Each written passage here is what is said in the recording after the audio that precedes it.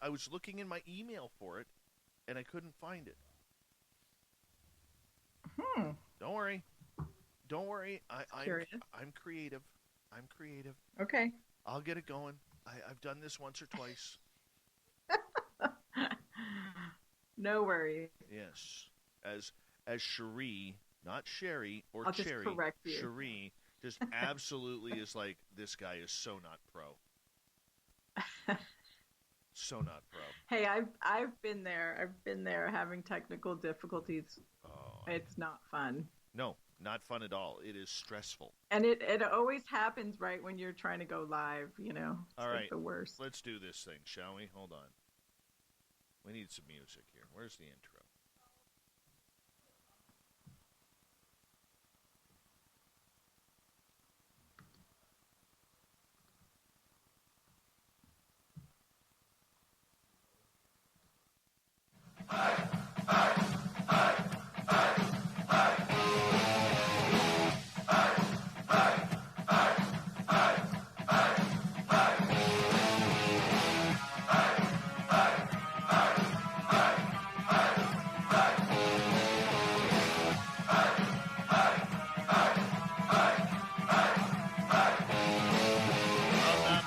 Central British Columbia, to you listening around the world, this, my friends, is Spaced Out Radio.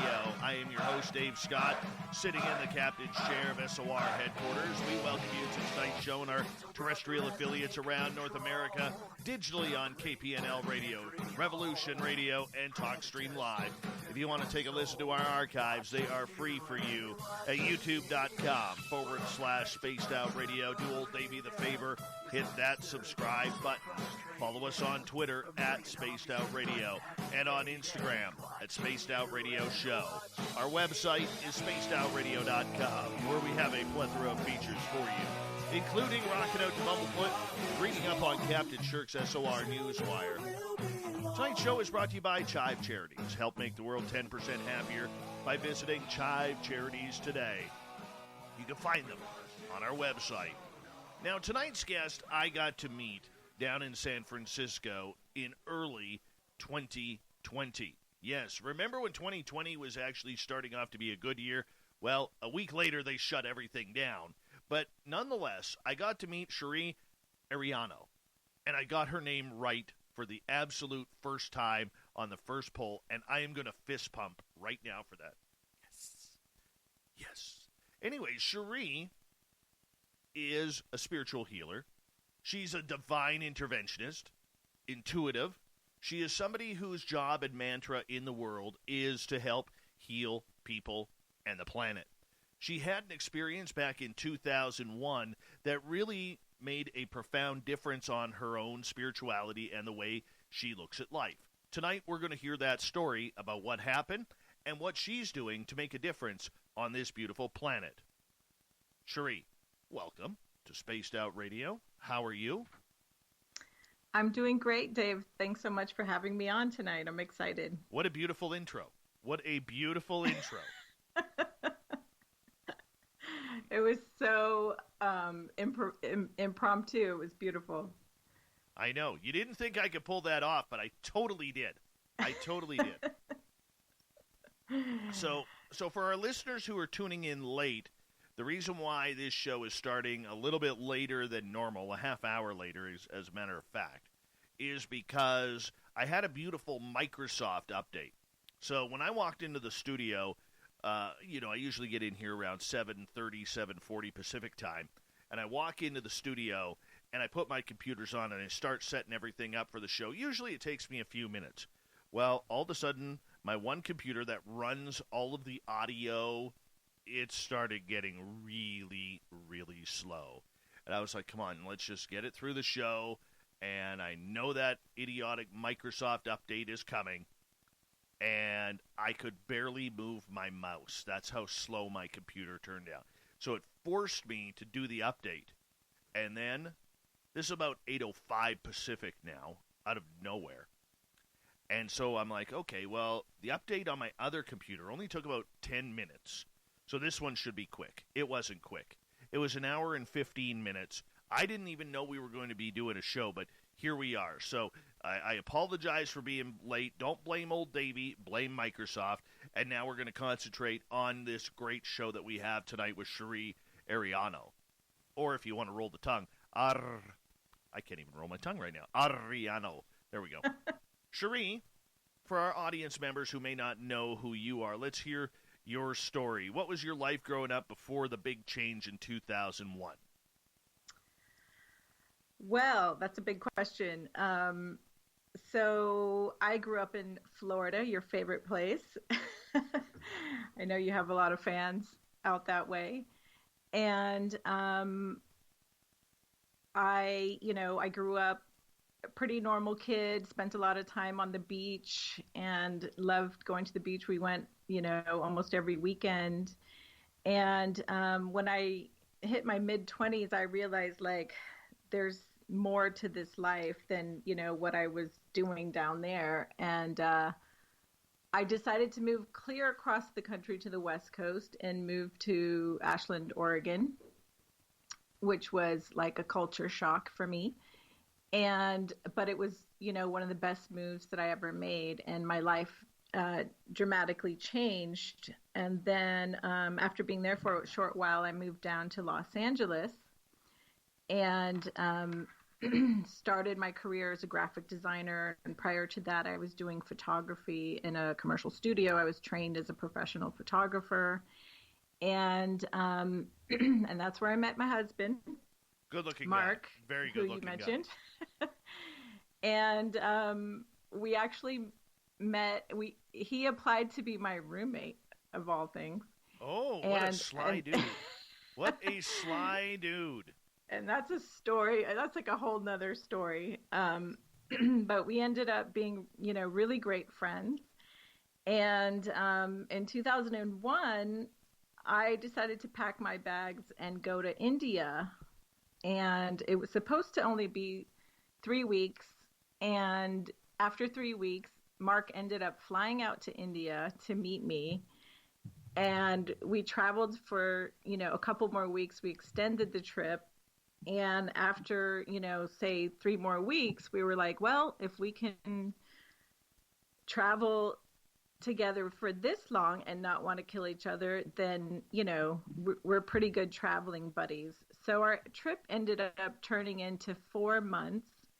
And when I first got to India, I went to the Maha Kumbh Mela, which is the biggest religious, spiritual festival in the world. Like, millions of people descend upon this 5 kilometer square mela, which means fair, in India, and people come from all over the world to sit with sadhus and gurus and philosophize and learn about spirituality.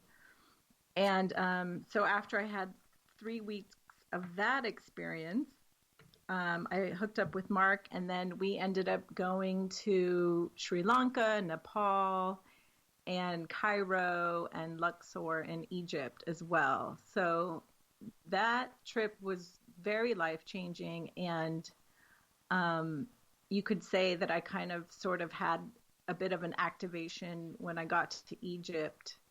And prior to that, I had been doing yoga every day for like 4 to 5 years. So I was kind of already on my spiritual journey in the late 90s. Okay, so Mark chases you down, hunts you down literally 3/4 of the way around the world here.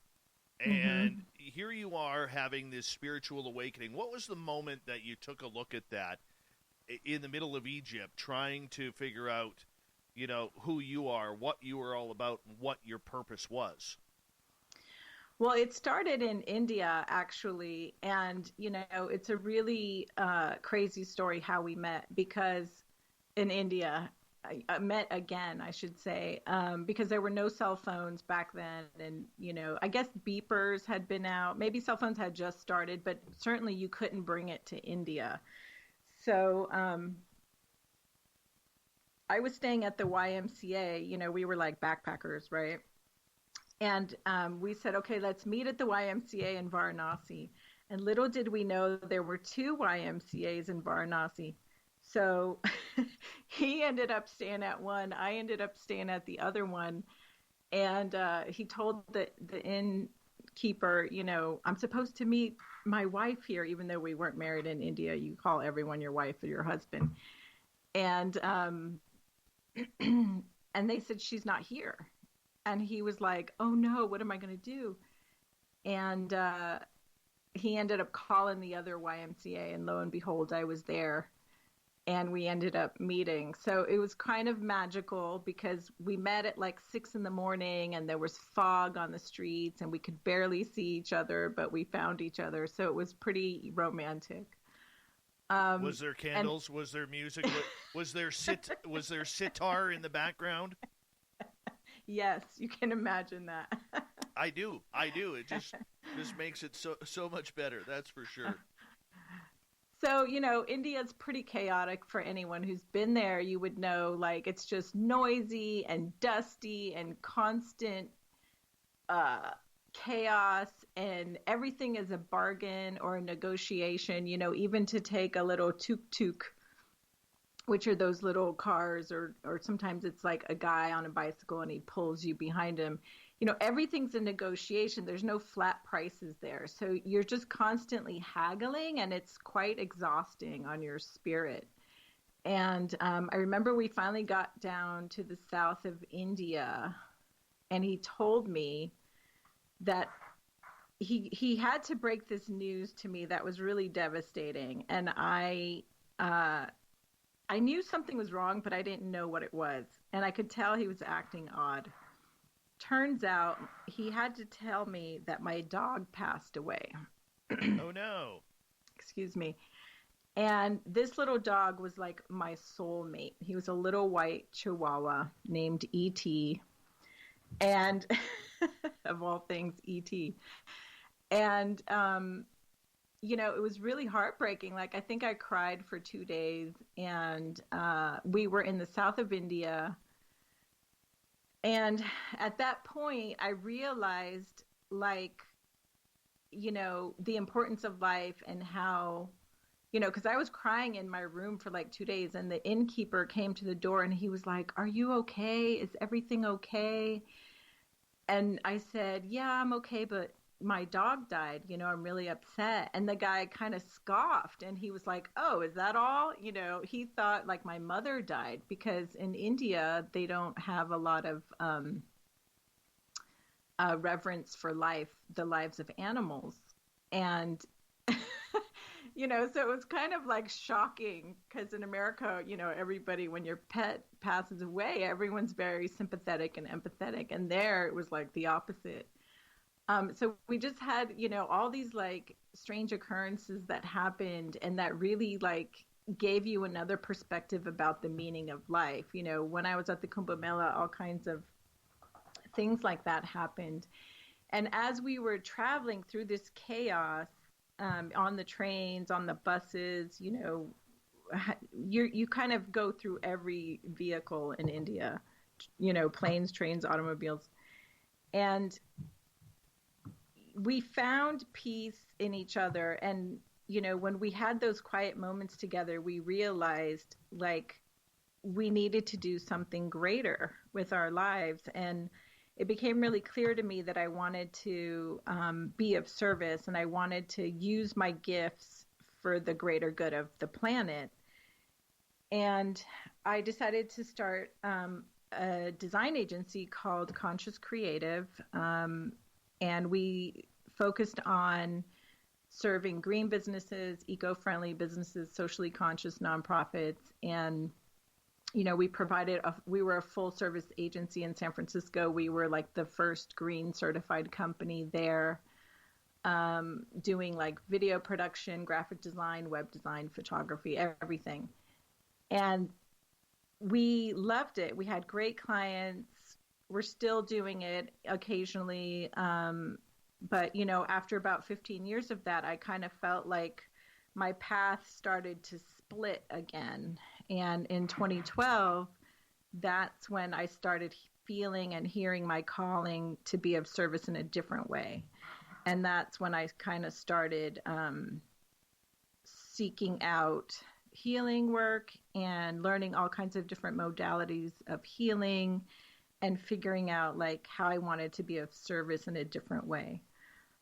Because Conscious Creative was great, but I felt like there was more I had to do, and that time had come to like its full ripening, if you will. So I don't know if I answered your question. No, that makes a lot of sense. It really does, because in the end, we all have our path on wanting to go there. Were you a very spiritual person right up front, like when you were in, getting on with your life before this trip? Did you follow the teachings of yoga or a lot of the Buddhist traditions or religions of that ilk, or did you just have that awakening? How did it work for you? Well, it's interesting because my father was an atheist and my mother was Catholic. And so my father didn't allow us to go to church. And my mother would sneak me off to church with the neighbor, the babysitter, my uncle, my cousins, wherever she could like get me to go to church. She'd be like, please take Cherie to church. And she didn't care what denomination it was. So I grew up visiting Catholic churches, Trinity churches, Jehovah's Witness temples, the Kingdom Hall, like every kind of church. And so I never felt super spiritual in a Christian sense, but when I was in my 20s and I reached LA, I was definitely a seeker, and I started seeking out yoga and kirtans and studying some of the Vedic scripts and learning more about Hinduism and Buddhism and all of that. So I would say that like my own internal calling was to seek out the Eastern religions and the Eastern traditions. And I felt very spiritual. I could feel my spiritual being, my consciousness coming alive in those areas, because when I would go to a kirtan or I would go to yoga, I could feel the resonance very deeply. That makes a lot of sense. Makes a lot of sense. And as that resonation started picking up for you and you started trying to figure out what this change was, explain that feeling of spiritual change that you were going through within at this point. Yeah, so it's been like difficult to put a finger on, but I've always felt this inner knowing.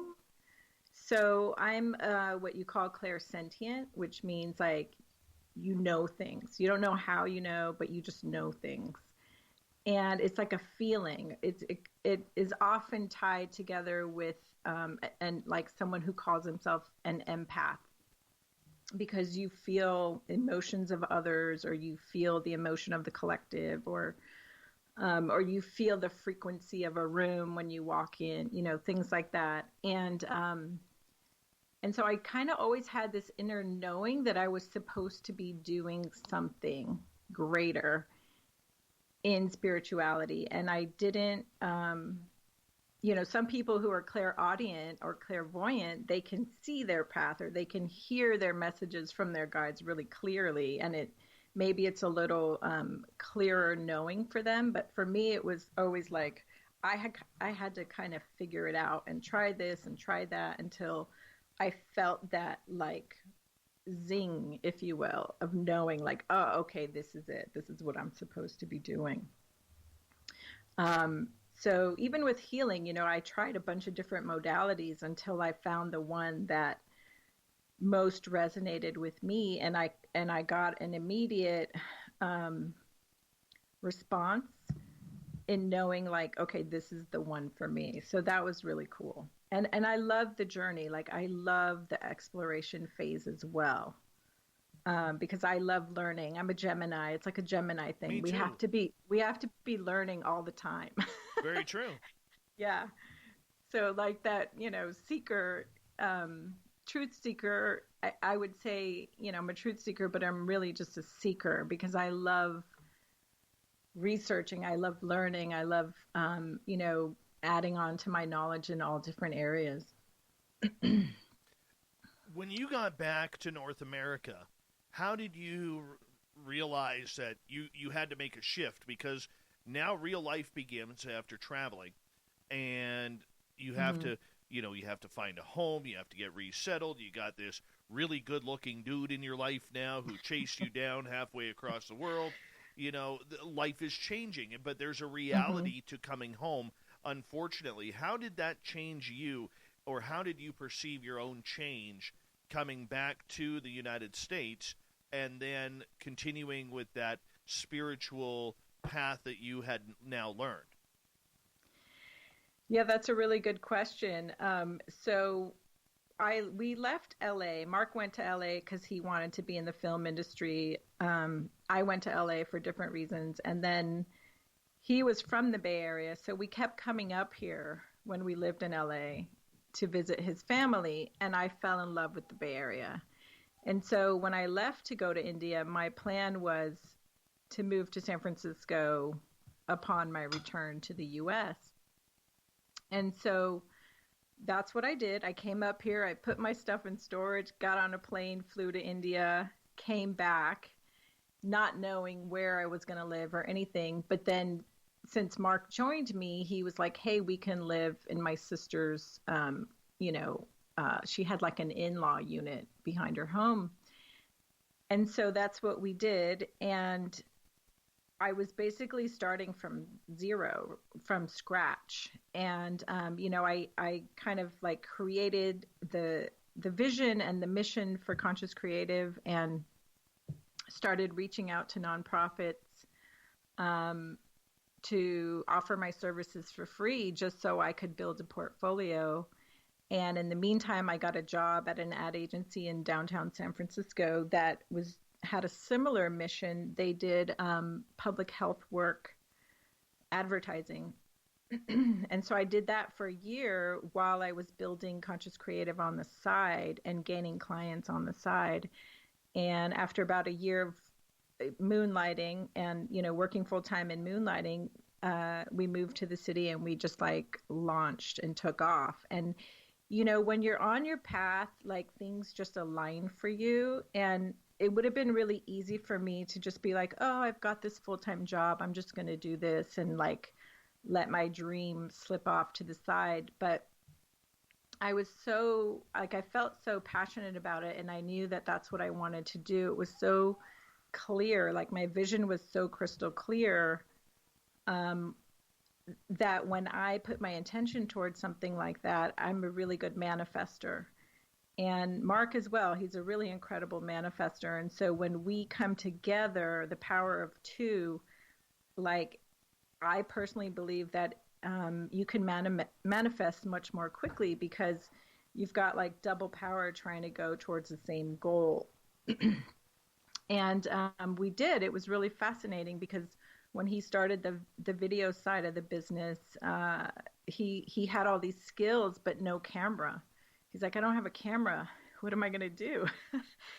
So he had a whole video editing suite, but he wanted to do more filmmaking. And so this guy shows up in our life and he's like, hey, I've got these two like Sony top of the line professional cameras, but I don't know how to use them. I'm a sound guy. I need a camera guy. And here's two cameras. Oh, that worked out perfect.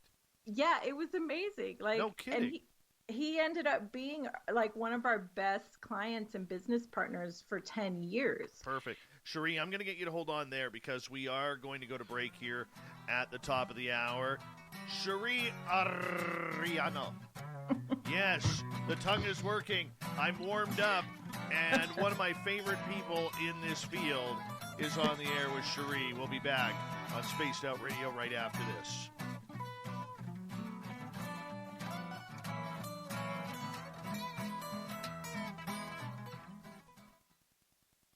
All right, I'm going to quickly run my dogs outside. I'll be right back. Okay.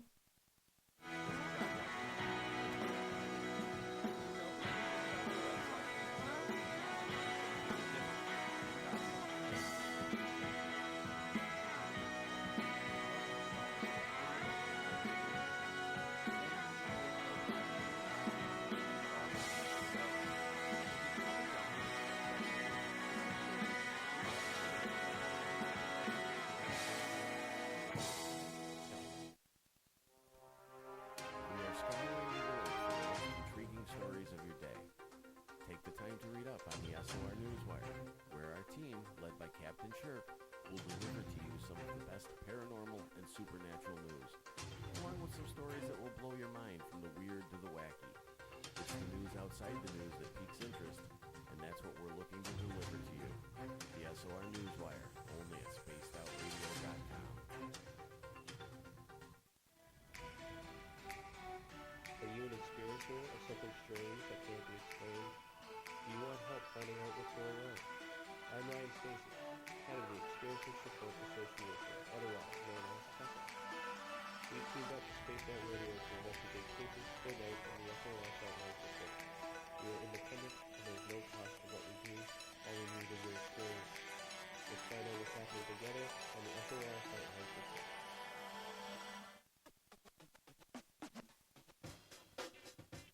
The SOR Vault is open for business, and we have some cool swag for you to pick up. All you have to do is head over to our website and click on the SOR Vault. You have a variety of cool logos to choose from, and put them on anything you want. T-shirts, hoodies, hats, coffee mugs, you name it, we can get it to you. So do your shopping by supporting the store you love. Get your Spaced Out Radio swag at the SOR Vault today. Take it from the top. Go! I'm feeling a little spicy tonight. What to do, what to do. Why not get Bumblefuck? 4 million Scoville units of pure hard rock. Bumblefoot hot sauces come in 3 flavors. The burning Bumble. Tone it down a bit with Bumblicious and throw the sauce on everything. Spice it up. Bumble me, baby. Bumblefoot hot sauce. Get it today at kajans.com. The party is always on. The Bruce Bay Fever is where you know you can visit the West Coast. Open until 2 a.m. nightly. The Moose runs at the Rock while serving some of the best Indian food in the city. The menu starts at $6.95. Why party anywhere else in the area when the Moose is right? Get your horns up and rock with the Moose, the official party bar of Spaced Out Radio. Hi, this is Amber Beckrud, and I want to invite you to subscribe to our YouTube channel where we store all of the SOR show archives for free.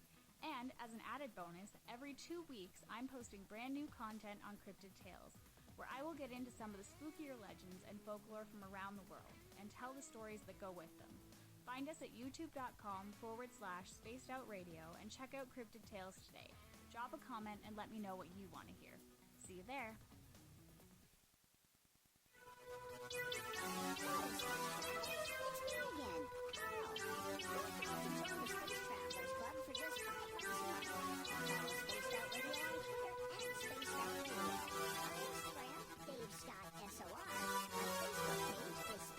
All right, Cherie, I'm back.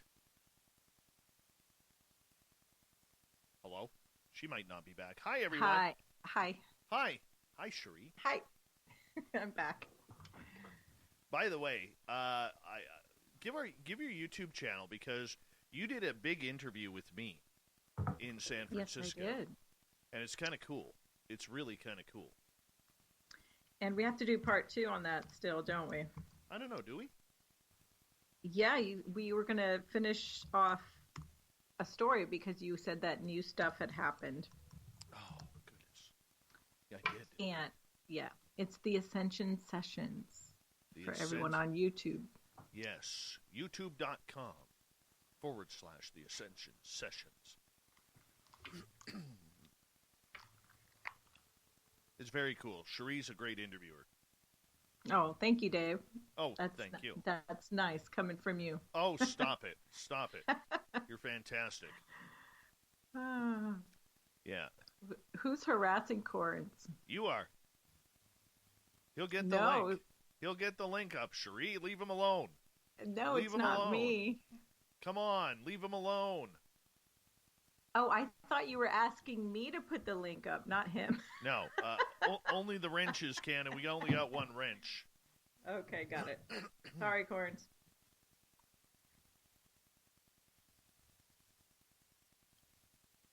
All right. We're going to continue on here. And we got about 20 seconds. Thank you, Razgriz. Say hi to everybody in Fort Mac for us, if you don't mind. Hey, Bigfoot, Michigan Rob, thank you for the super chat. And TH, thank you all the way from Europe. We appreciate. Where are you from, TH? Let me know. I want to know. One of these days, the next thing I'm going to put in the studio is I'm actually going to get a board so that way I can see who is from where and listening from where. I'm going to get a big map because I want to know. I'm going to get a world map, put it up in the studio, and I'm going to put a sticker in where everybody's from. So that's my next goal. This is kind of cool. I love it. I love finding out where people are from. It's kind of awesome. But, okay, we're going to go in 5 seconds here. Hold on, Cherie.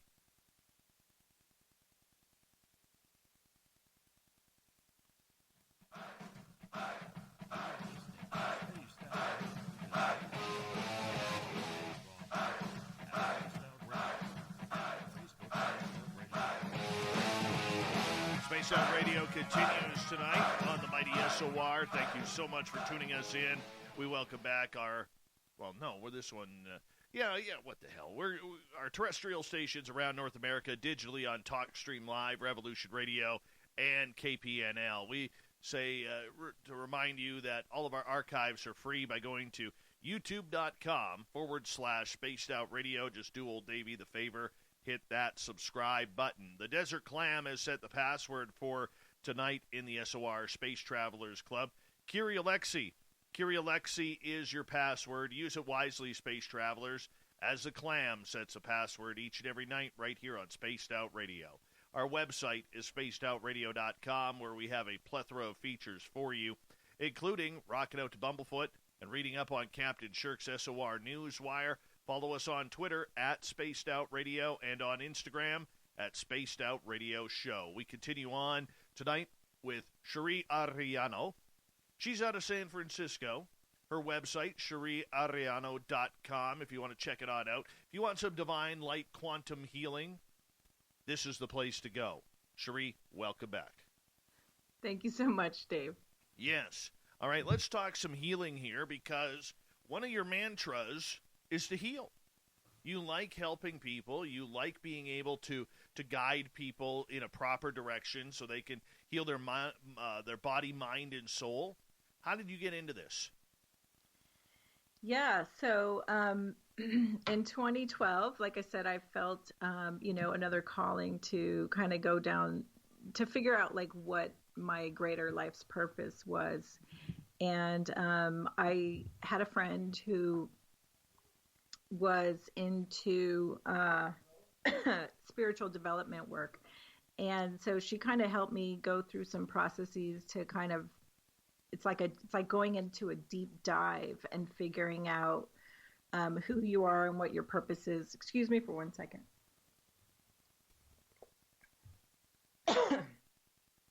Sorry about that. No problem.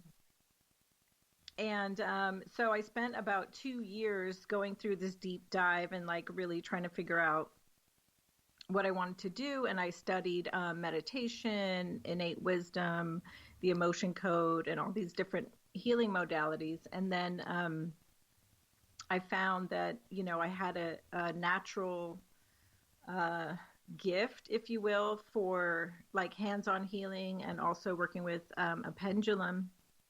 And I found out about this other modality called quantum psionics. And so I studied that for a couple years. And my teacher, Raquel Sacramento, who is from Portugal, she also devised a healing modality called the Crystalline healing light. And so I studied that under her as well. And it's a really, really powerful high-frequency healing modality that just like took off. It's fairly new, and from the clients who've received this healing work from me, I've gotten really positive feedback. Like it's a very high-frequency healing. Like I work with the higher dimensional helpers.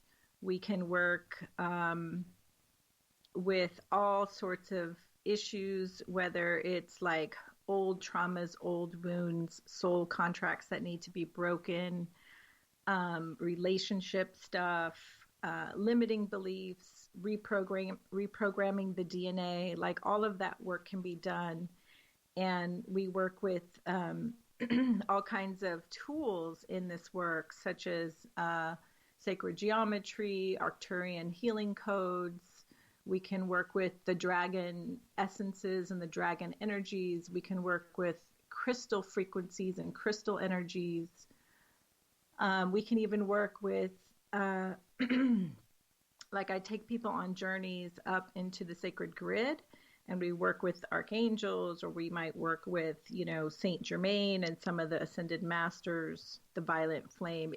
It's really fantastic to watch, because each person is different, and your higher self comes in and does the healing with me and my higher self. And so it's like our two higher selves are working together to call in and use the best tools for you, because your higher self knows what you need, right? So it kind of comes in and guides the ship. And the work tends to be very effective and quick.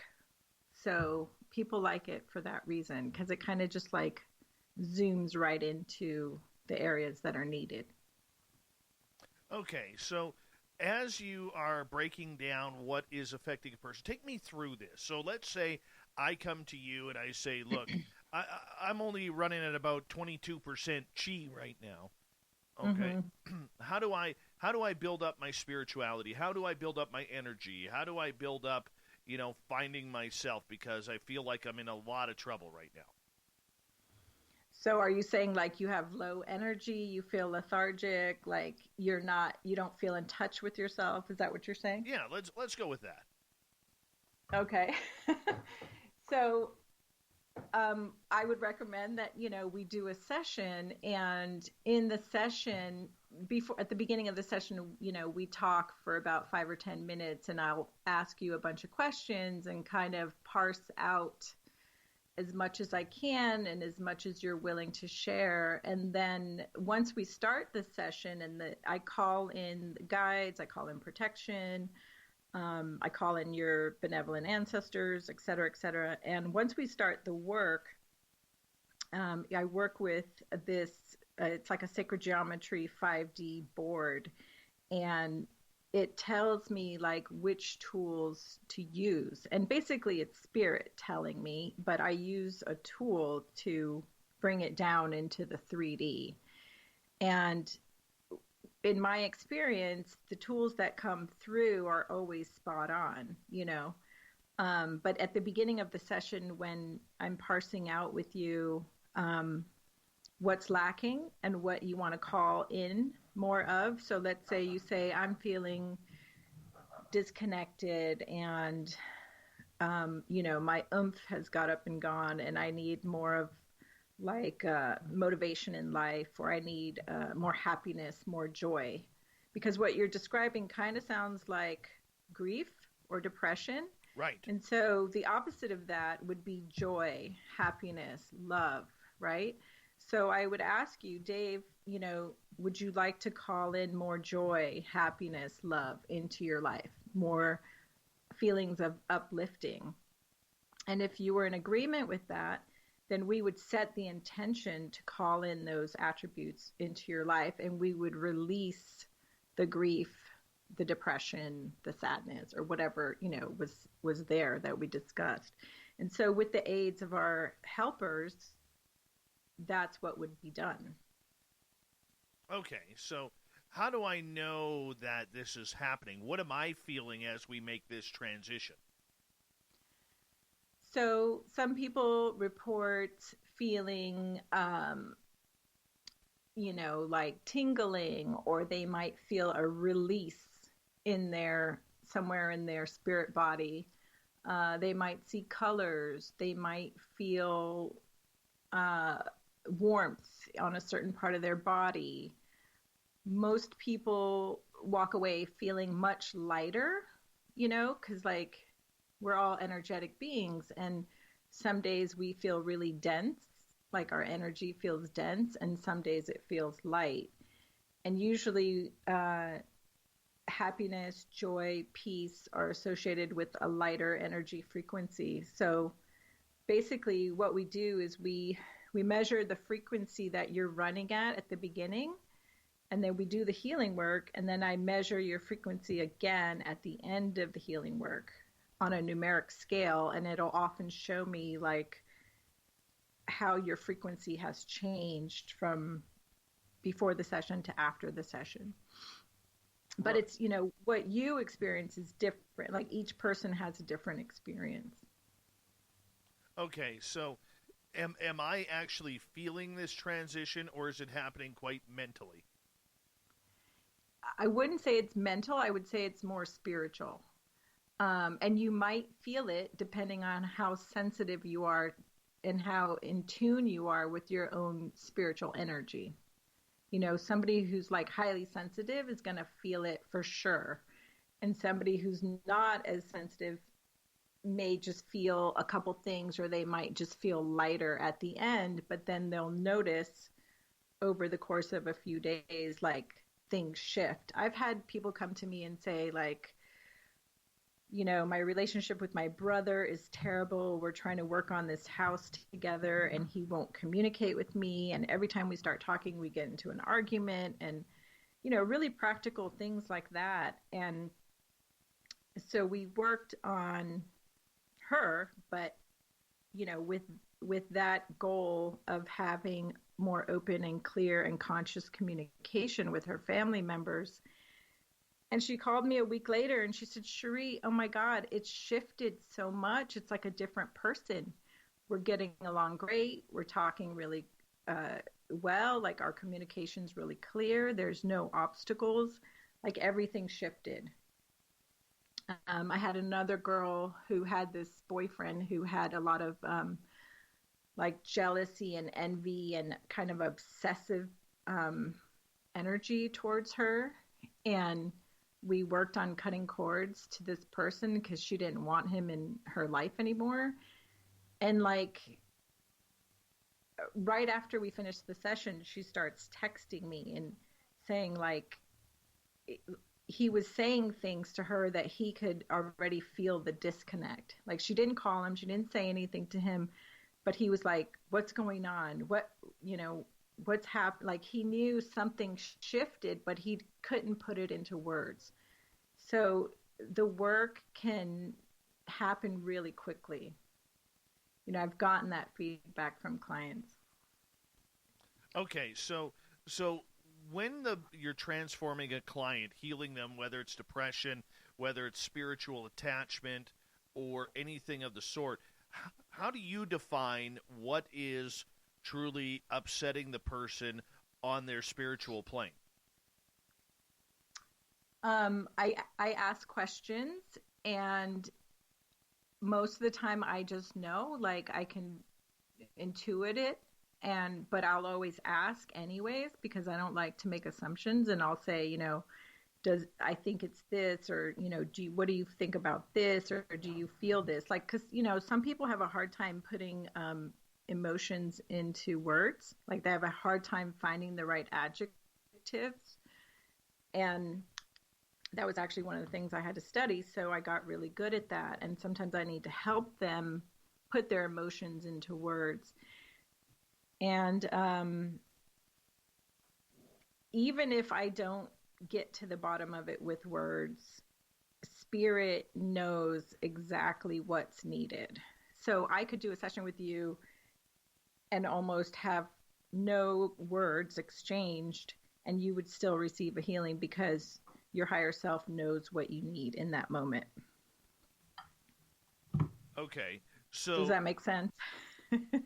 Okay, so when you basically your own spirit guides are diagnosing what the spiritual issues are in your client. Yes, your spirit guides, your spiritual team, right, is telling my spiritual team like what we need to work on. Yes, I get that. Okay, but on the flip side, you have to be very careful too, because you are not, even though you're a healing practitioner on the spiritual side, You're not a doctor. You're not a nurse or anybody of medicinal education in order to say, well, look, you better, go get your stomach checked because there's something wrong in there, or you have to be very careful with things like that. Mm-hmm. Yeah, exactly. I don't do, physical recommendations or prescriptions or anything like that. I do work with essential oils. So if someone came to me with something that I thought an essential oil could help them with, I could make that recommendation. But most of the things that we touch on are spiritual. And when you fix the spiritual, it tends to also clear up any physical discomfort in that area sometimes, depending on how severe it is, of course. But as you know, we all have, 7 energy centers, right? And so when the chakras are blocked, it can often affect a physical part of the body that's near that chakra or that's ruled by that chakra. So a lot of people who have anxiety or fear or worry, they tend to get upset stomach because we hold those emotions in the solar plexus chakra a lot of the times. So, if you came to me and said, oh man, my stomach's been messed up this week, that would give me a clue. But it doesn't mean I have all the answers of why your stomach's messed. It could be that, you have some other physical thing. But I believe that we're all energy. Like, I think that we're like 99.9% energy and, the rest is water. And when we fix the energetic blocks, then the water starts to flow and things start to heal. Our bodies have a divine blueprint from birth. We were perfect at birth, and our bodies can remember that perfect divine blueprint. But our cells become trained to kind of like not go back to that divine blueprint. They have to be reminded and reprogrammed sometimes. All right, let's get to a couple questions from our audience here. Okay. Human Carl, not to be misconstrued with Alien Carl. Human Carl wants to know, are these sessions face-to-face or via phone?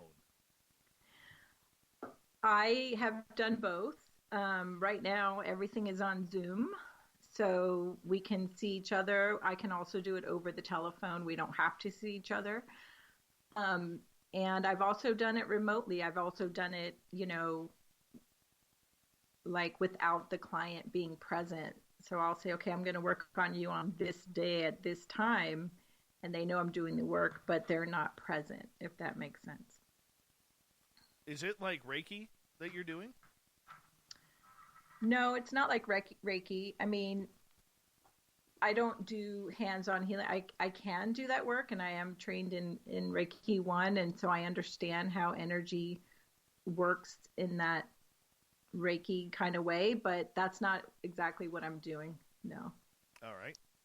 Okay, let's move on to another question. Troy SR71 is asking, does Cherie work with people with cancer? I have not worked with people with cancer yet.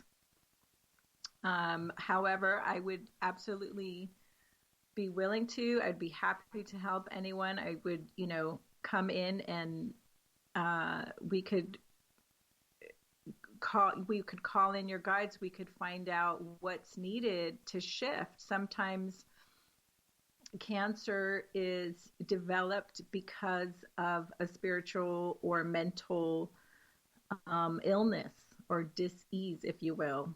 And if the shift can be made, it can, I feel, ease up the cancer. Like, I know someone who recently was diagnosed with breast cancer, and she was a very worrisome person. She has a lot of worry, a lot of anxiety all the time. And she herself told me, like, I know this is why I got cancer, because I'm always worried about this particular thing.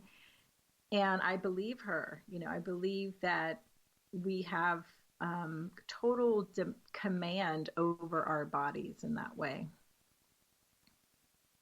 Okay, let's, when it comes to sensitivities like that, okay, whether it's cancer, whether it's dementia, Lou Gehrig's disease or anything like that, what kind of communication do you get from that person's body that is breaking down? What's that like? Do you mean like, can I feel the illness in their body? Yes. I haven't worked with anyone who's had an extreme rare disease like that, who's come to me and said, I have this disease, or I can't speak on that because I haven't had that experience yet. Oh, okay, but let me rephrase this. We got about 2.5 minutes left here. Okay. If someone has a health issue, does their spirit let you know that they are going through these tribulations? You mean if they didn't verbally tell me, right? Exactly. Are you picking up on it? Sometimes I can. It really depends on the person and how open they are. Most of the time I do get intuitive hits like that while I'm working on the session. I might not know like, oh, it's Lou Gehrig's disease or whatever, but I might know that there's like a heavier, darker energy, a denser energy that needs to be cleared. If that makes sense. Okay. Because a lot of people that I've talked to in the spiritual realm will say that when they are, say, scanning a person, they, if they have cancer or if they have something along those lines, they are able to almost see like black spots or dark areas in the body. They're shown that almost like a projection. And I was just curious if you got something like that too. Yeah, I'm not clairvoyant, so I don't see things like that. And I'm not a medical intuitive. However, I am an empath and I am clairsentient. So sometimes I'll feel like a heavier or denser energy in a particular area of the body, but I can't see it, So if I could see it, I could probably be like, oh, that might look like X, or whatever.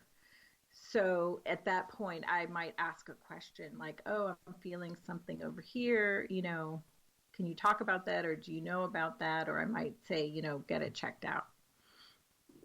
Right. Okay. So you do kind of pick up on things. It's just not, you can't see it. You can't, you just go by the vibe that you receive in return. Right. Exactly. Or I might feel it somewhere in my body. All right. That's kind of cool. When we come back from the break here at the bottom of the hour, I want to get into what you define on your website as crystalline light healing reset. This absolutely intrigues me because, there's so much going on. I haven't had any luck with any type of crystal healing, but I'm open to the game. I'm open to it. And I want you to break it down for our audience if you don't mind, if that's cool. Okay. Yeah, absolutely. That's what I touched on that earlier, but yeah, I'm happy to go more into detail about that because the crystalline healing light grid is my absolute favorite let's do it. Method of healing. Yeah. Let's do it. Cheri Arellano is our guest tonight on Spaced Out Radio. I love her last name. Love her first name. Love Cherie in general. We continue on Spaced Out Radio right after this.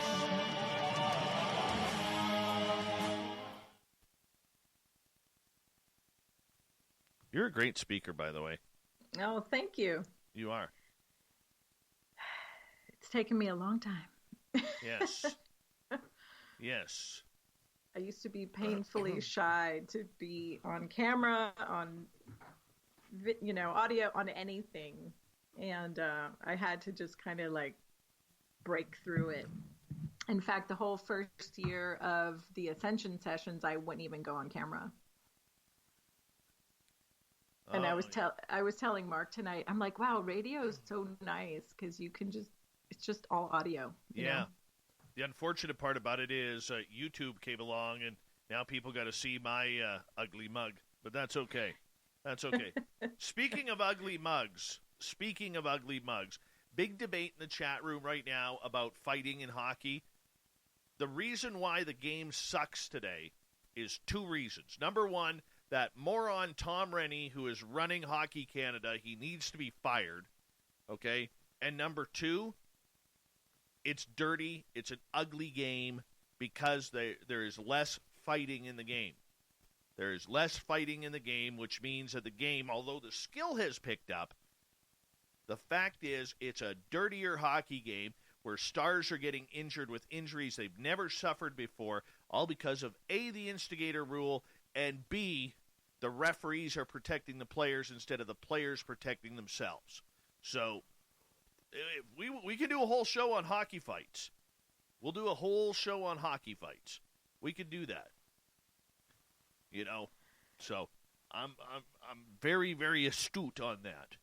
And besides, number 4, it's fun. It is very fun to drop the gloves and punch the shit out of somebody. It really is. It really is. It's a beautiful adrenaline rush and spiritual cleansing. You want to know how I used to cleanse my spirit? Oh, my goodness. I mean, what's a broken nose every now and again? What's a broken nose? I mean, it's okay. You How know, many times have you broken your nose, Dave? I believe 5, maybe 6 now. Oh, my goodness. Yeah. Okay, well, I had we'll surgery. start there when you get your healing. We'll start there. I had surgery on it in 1997, and it didn't work.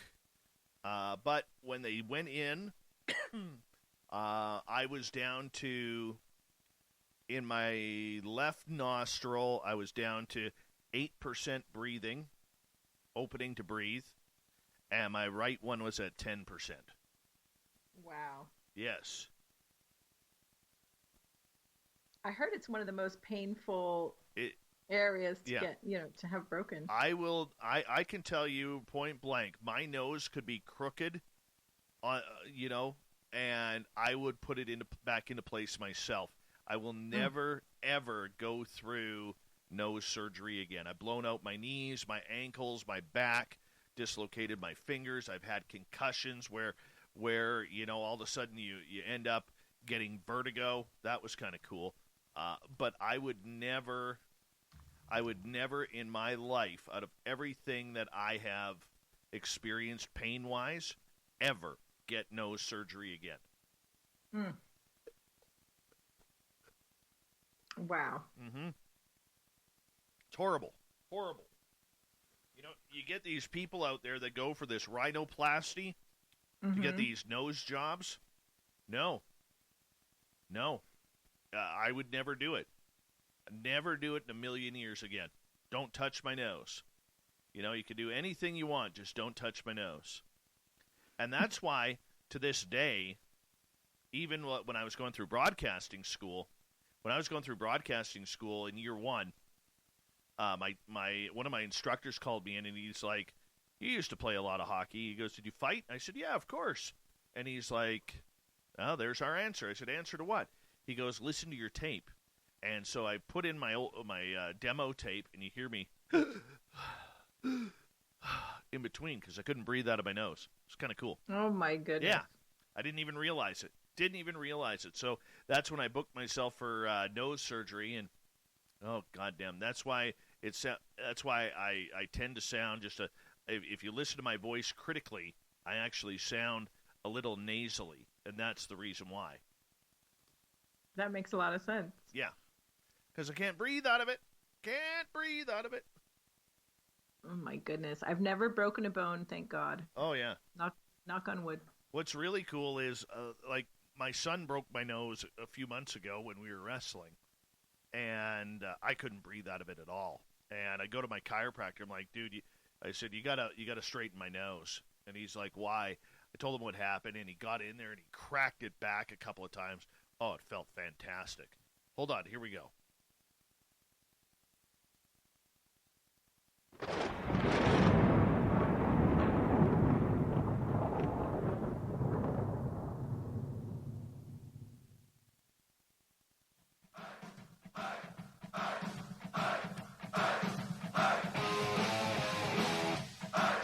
Out Radio continues on tonight. My name is Dave Scott. Thank you so much for taking the time to join us. I want to remind all of you that if you've missed most of this show or others, check out our free archives by going to youtube.com/Spaced Out Radio. Just do me the favor, hit that subscribe button. Our website is spacedoutradio.com, where we have a plethora of features for you, including rocking out to Bumblefoot and reading up on Captain Shirk's SOR Newswire. Follow us on Twitter at Spaced Out Radio and on Instagram at Spaced Out Radio Show. Tonight we continue on with Cheri Arellano. Her website, cheriarellano.com, if you want to check it on out. We're talking spiritual healings, Zen, Chi, finding your path into the quantum divine light. Cheri, welcome back. Thank you, Dave. I thought that was kind of a nice that intro. was good. All right. It was. Let's go down the crystalline healing journey right now. Let's get into this. Tell me all about it. What is it about? Okay, awesome.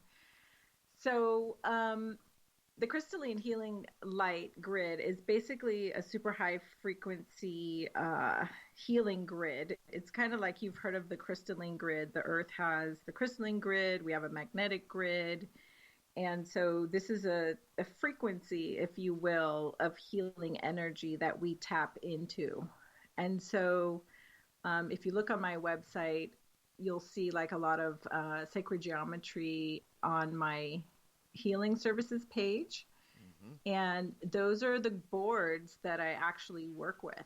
So when I'm doing the healing session, I do like a mental projection of your auric field or your energy body, and I place you into the crystalline healing light grid. And through there, once we're connected with our guides, I used a dowsing technique and like a holographic mind projection technique. And we go through a series of activations, attunements, commands. There's a lot of I am statements. We go through different healing tools. Sometimes I'll take you to the, it's called like the Sacred Garden of Healing. And this is a place where all the divine healers and surgeons are, and they'll come in and work on you based on what it is that needs to be worked on. Sometimes we'll go to the Akashic Hall of Records. And for those who don't know, the Akashic Hall of Records is like, it's like a library of records that have a recording of everyone's past, present, and future lives, and it's all etheric. And so we can go there to access your Akashic records to find out, maybe you died in some traumatic way in a past life, and we need to heal that because maybe it's why you have like a phobia in this life, or maybe you have, some unresolved issue with your sister that you just can't quite put your finger on. And then, we'll learn something from the Akashic records. Sometimes we'll call in Archangel Michael and he'll come in and do cord cutting. Sometimes, you'll need a divine shield of light or a sword of light for protection because maybe you have a lot of like negative energies focused on you or coming your way. I've seen people who have like coworkers who are really jealous or envious, or they're always trying to get them in trouble or whatever, so they need extra protection. So these are just some of the tools that might come through in the healing that you might need, for whatever we're working on that day. Does that make sense? Yeah, very, very interesting. And okay, so moving on here in regards to it, when you say crystalline healing, are you actually using crystals in order, like say if somebody is with you, are you using crystals to put on their body at that time, or is it the energy from the crystals that you are sending through to the spirit? Yeah, so if I'm doing a Zoom call, I'll have crystals on the board. I usually have like one larger crystal in the center that represents you and your auric field, and I might have other crystals around. So I'm using the frequency of the energy of the crystal in the work. Everything has frequency and everything has energy. So, like, it might be, sometimes crystals will actually come up as a healing tool, and maybe you need amethyst because amethyst gets rid of addictions. It's great for meditation. It's great for protection. Amethyst is one of the most powerful crystals. I mean, I love quartz crystal as the most powerful, but amethyst is like a close second. And let's say you're working on food cravings or some kind of addiction, the amethyst crystal might come through, it divinely comes through, and I can send you the frequency of the amethyst crystal without you needing an actual physical crystal in your hand, and you'll get the same healing from it. Now, I have done healings in person where I put crystals on your body. I've done that as well. Haven't been able to do that in a long time because of COVID, but that's another form of healing that we can do in addition to the, etheric healing. Okay, so how do you judge which crystals go where? Like if you were to say pick a complete stranger, and technically I'm a little bit of a stranger to you in regards to the healing side and the divine spiritual side. Okay, how would you know what crystals work for me? Well, it depends on what we're working on. So I'm pretty familiar with a lot of the crystals. I'm not a super crystal expert, but, I've designed my own line of essential oil elixirs. And what makes them an elixir is it's a blend of oils that are soaked in crystals. So the oils then take on the properties of the crystals, right? And so in that work, I've had to learn which crystals do what so that I could align the healing properties of the crystals with the healing properties of the oils. And so, like, I have a whole chakra balancing line of elixirs. And if I knew that we were working on your solar plexus because your solar plexus was blocked, then I would pick crystals that are aligned to help with the solar plexus chakra. And those tend to be the ones in the yellow family. However, there's other crystals you can use as well. So you can do it by color, you can do it by frequency, or, you can study all of the different crystals and find out specifically what you're trying to achieve. So how do you go down the road then through that to get into past life wounds?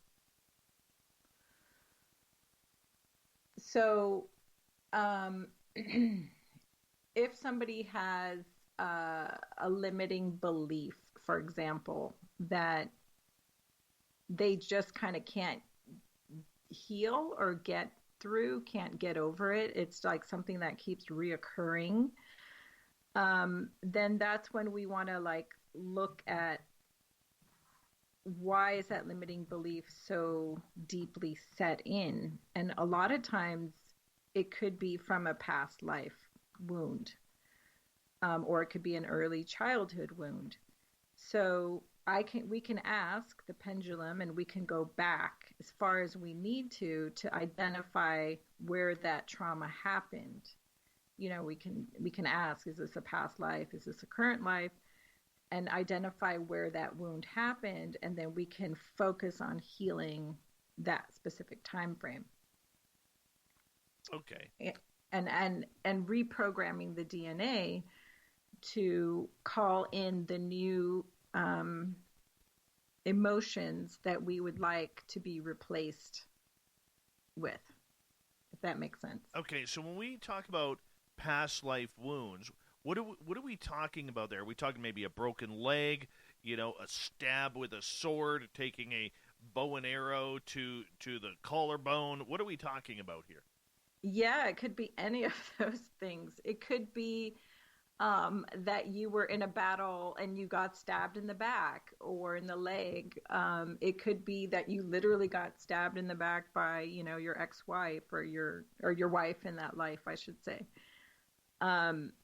It could be that you drowned, in a past life. And so now you have this irrational fear of water and you can't figure it out. Or maybe you fell off a cliff and you have an irrational fear of heights. There's all kinds of wounds. It could be that, you were tortured by a parent or some adult figure in your life.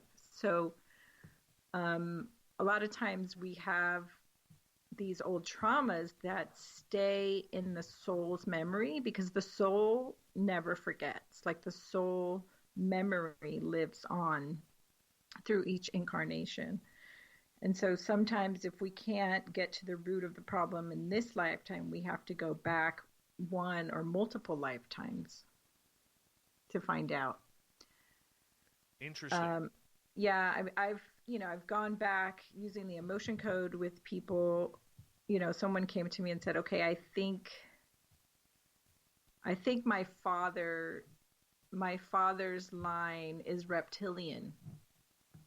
Can we verify this? And so we went back and we asked, how many generations back did this go? And we got confirmation that it was 500 years. That's just one example. But there's so many, because it was a wound for her because she had shame around it. So we had to clear the shame in her current emotional body. What if you lost your head by a guillotine in France? Yeah, then, that's something that we could ask. I mean, that's so specific, right? Maybe you have a reoccurring nightmare that keeps happening to you, or you see it in a movie and you have some really emotional trigger to that exact tragedy. So that could be something that sounds like a pretty big wound. So that would definitely be something I would want to work on if it happened to me. But all of this also revolves around reincarnation as to whether or not it is real. And that portion for many people, Cherie, is still Mm-hmm. of great debate. Mm-hmm. Yeah, absolutely. I definitely believe in reincarnation, and if you don't believe in reincarnation, it doesn't mean the healing cannot take place.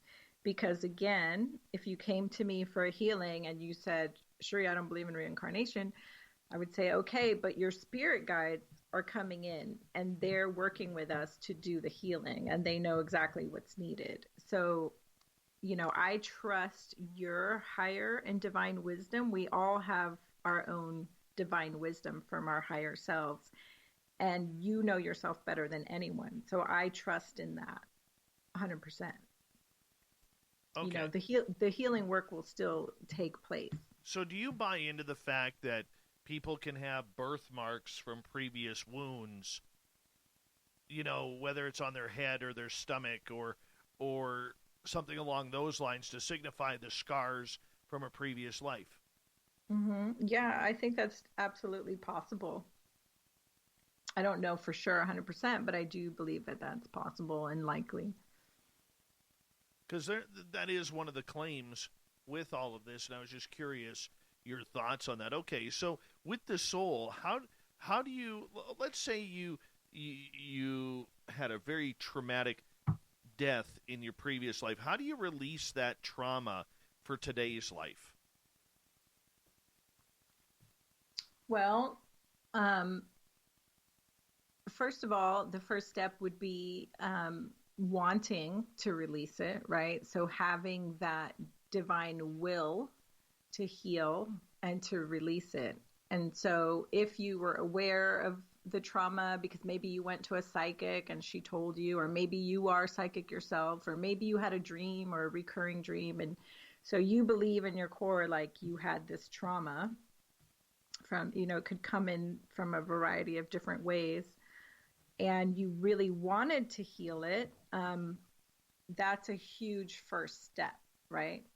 So by coming in and doing the work and setting the intentions of clearing it, we can clear it, because your intentions are so strong and so powerful. And if you believe in the power of manifestation, you can clear those old wounds. I mean, it might not happen on the first try, depending on how deep the wound is. It might need several sessions. If you have an old father wound trauma, if you had a father who was a tyrant or an alcoholic or whatever, you probably had many interactions with him and many memories and many instances that need to be healed.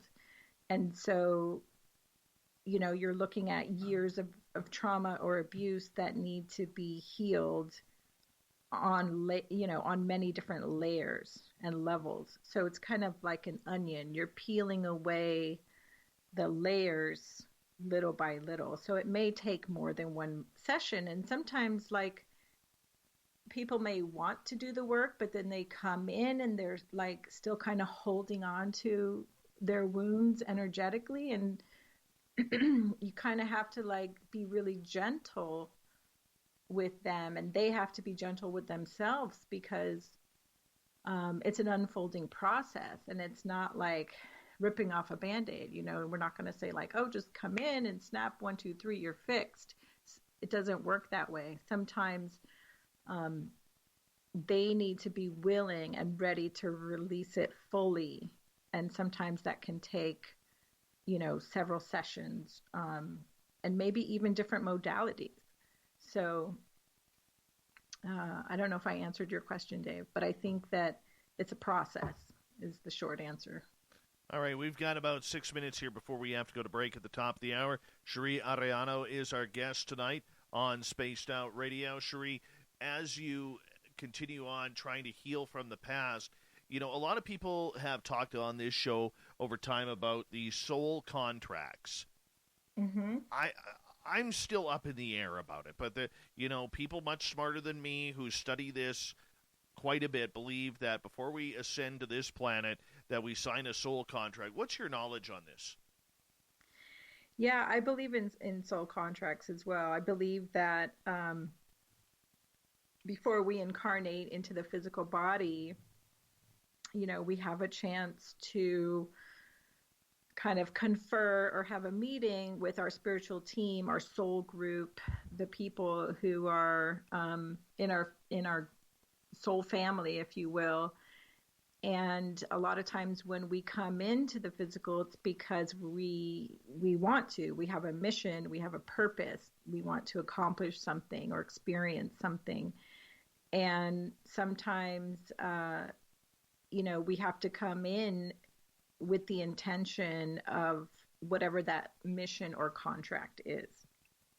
And unfortunately, sometimes we have contracts that no longer serve us. So maybe we made a contract, 10 lifetimes ago, and it's no longer relevant, or it's no longer serving us, or it's time to move on and break that contract. So sometimes when we hear the word contract, we think of it as like, it's forever written in stone until we fulfill it, but that's not the case. You can decide that, okay, that contract's no longer serving me, and we need to break this contract and rewrite the contract. So sometimes we need to be forgiving of ourselves and honor ourselves where we are now, because that contract is no longer serving us. I had a session with someone who it was really interesting. She met this guy, and we were at a conference, and she had this like intense sexual attraction to this person. She'd never met him before. She couldn't understand it. And she was like going out of her mind, like, oh my God, who is this person? Why do I feel this way? I don't know him, blah, blah, blah. And she's a bit of a seer. So she started like seeing some things play out in her mind's eye. And she came to me, Cherie, I think I have an old soul contract with this person. And that's why I'm feeling this way. And so we sat down in 15 minutes. We did a quick session. We broke the soul contract. And it was like night and day. Like the light was on and then the light switch turned off. She said next time she saw him, she had zero attraction to him. Now that was pretty fascinating because it was so effective and so quick. It's like mind-boggling. And she's a healer too. So, you know, I knew she wasn't like blowing smoke up my skirt because she would have told me, you know, Okay. like it didn't work or whatever. Now, is the soul contract between, this may sound like an obvious question, between souls, or is it between you and a divine entity? Ooh, that's a really good question. Both. The answer is both. I mean, everything has a soul, right? Like everything is energetic, right? So you could say a divine entity is a soul as well. But I think I know where you're going by saying that. Are you meaning like someone who may not be incarnated as a human, whether it's an angel or a devil or whatever, right? Correct. Yeah.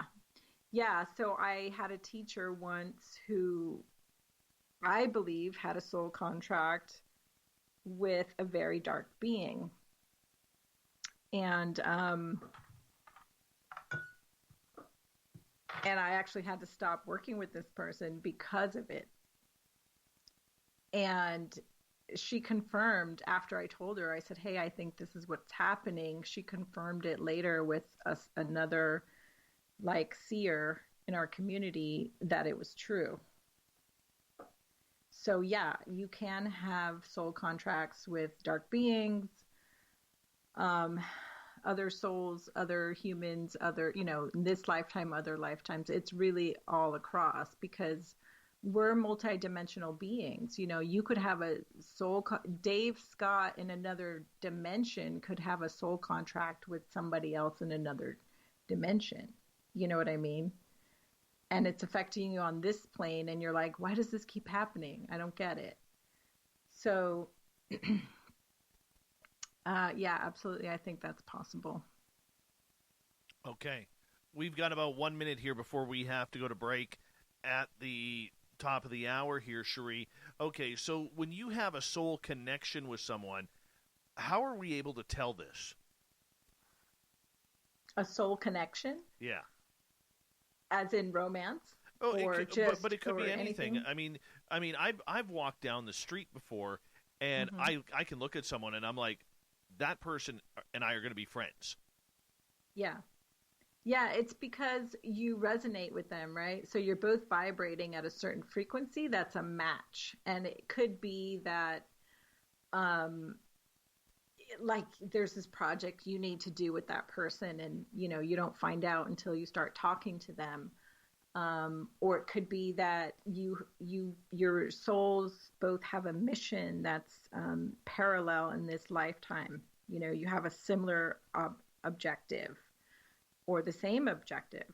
And so you feel it because we're intuitive beings. Like we all have intuition. You can feel it. So that pull that you're feeling when you see that person or meet that person, it's a pull. It's literally like a cord coming out of your solar plexus, connects with theirs. You feel the tug and you're like, your mind is trying to make sense of it. And your mind is going like, yes, fully. Why do I feel this way? Fully understand. We'll continue that conversation right after this. Cheri Arellano is our guest tonight on Spaced Out Radio. Let's see where we could go. Let's get a little quantum. Stay with those connections as we continue to find our Zen and our Chi tonight on the Mighty SOR.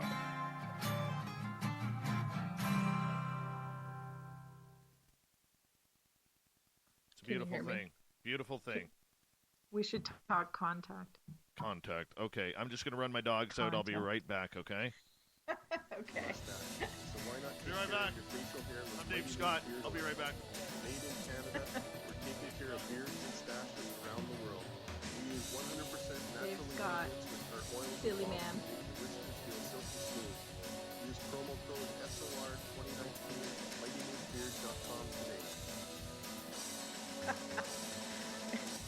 Corn. Looking for creative ways to get your company out in the public? How about advertising on Spaced Out Radio? Our sales department is waiting to hear from you, and we can work around any budget. From commercial spots to banners to special promotions, there are many opportunities to get your name and product out to our SOR listeners. For a price guide and more information, please contact us at sales@spacedoutradio.com. I'm feeling a little spicy tonight. What to do? What to do? Why not get bumblefuck? 4 million Scoville units of pure hard rock. Bumblefoot hot sauces come in 3 flavors. The burning bumble. Tone it down a bit with Bumblicious and throw the sauce on everything. Spice it up. Bumble me, baby. Bumblefoot hot sauce. Get it today at kajans.com. The party is always on. Bruce Van Cleaver is where you know you can visit Canada's West Coast. Open until 2 a.m. nightly. The most concept of rock while serving some of the best rated food in the city. The menu starts at $6.95. Why party anywhere else in Vancouver when the Moose is right? Get your horns up and rock with the Moose, the official party bar of Spaced Out Radio. Hello, everyone. This is Ryan Stacey, spiritual support otherwise known as Astral. So glad to team up with Space Out Radio and investigator spiritual together, we'll investigate the strange sightings and reports of the past. Looking for answers just like you. So fill out the sidelines with Space Out Radio. Let's figure out what's going on together. We're adding to the entertainment online for Spaced Out Radio. I'm Amber Beckrud, and I want to invite you to subscribe to our YouTube channel and check out Cryptid Tales, where I will take you on a journey into some of the strangest legends and lore from around the world, relaying the stories to you of the strange creatures and experiences that people have had throughout time. You can find Cryptid Tales at youtube.com/Spaced Out Radio, and while you're there, don't forget to check out our free archives and leave a comment. See you there.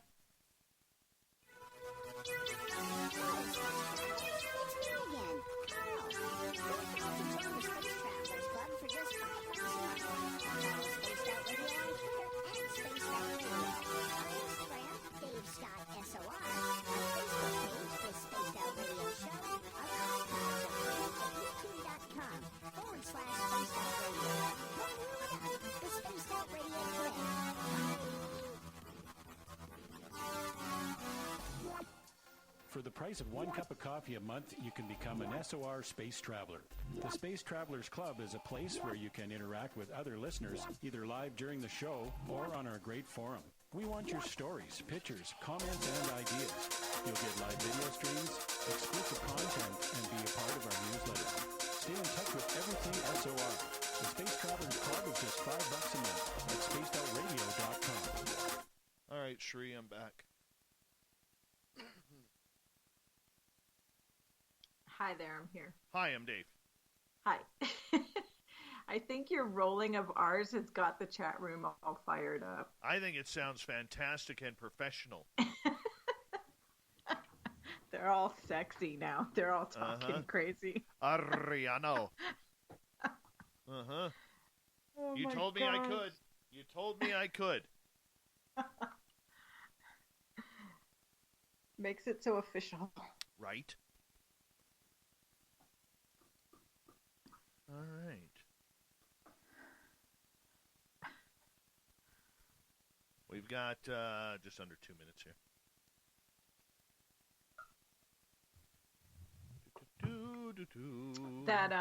That interview you did with Samantha was fantastic. Thank you.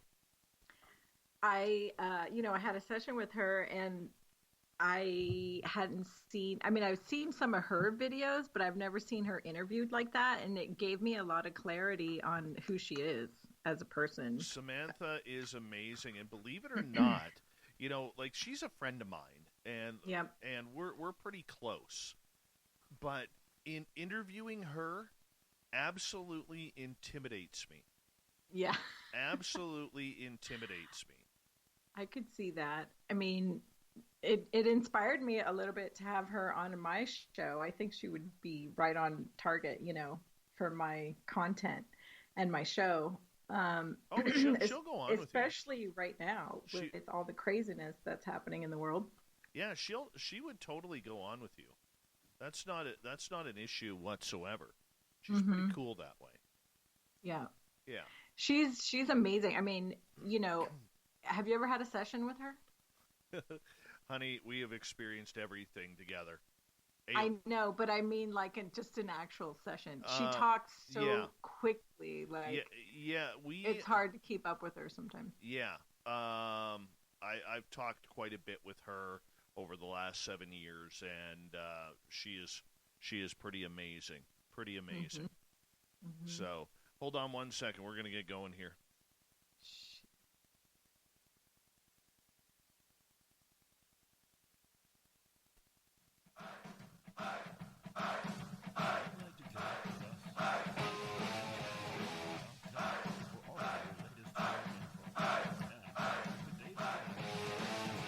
Here we go on Spaced Out Radio once again. Hello to our terrestrial affiliates and those listening in on our digital affiliates on KPNL, Revolution Radio, and TalkStream Live.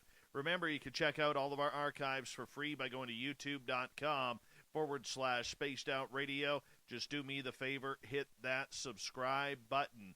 The Desert Clam has set the password for tonight in the SOR Space Travelers Club. Cheri Arellano is your password. Use it wisely, Space Travelers, as the Clam sets the password each and every night right here on Spaced Out Radio. Our website is spacedoutradio.com, where we have a plethora of features for you, including rocking out to Bumblefoot and reading up on Captain Shirk's SOR Newswire. Follow us on Twitter at Spaced Out Radio and on Instagram at Spaced Out Radio Show. For the final time tonight, we introduce Cheri Arellano as our guest, and we're talking everything quantum and divine, about healing ourselves from our soul contracts to our previous lives to everything. Cherie, welcome back.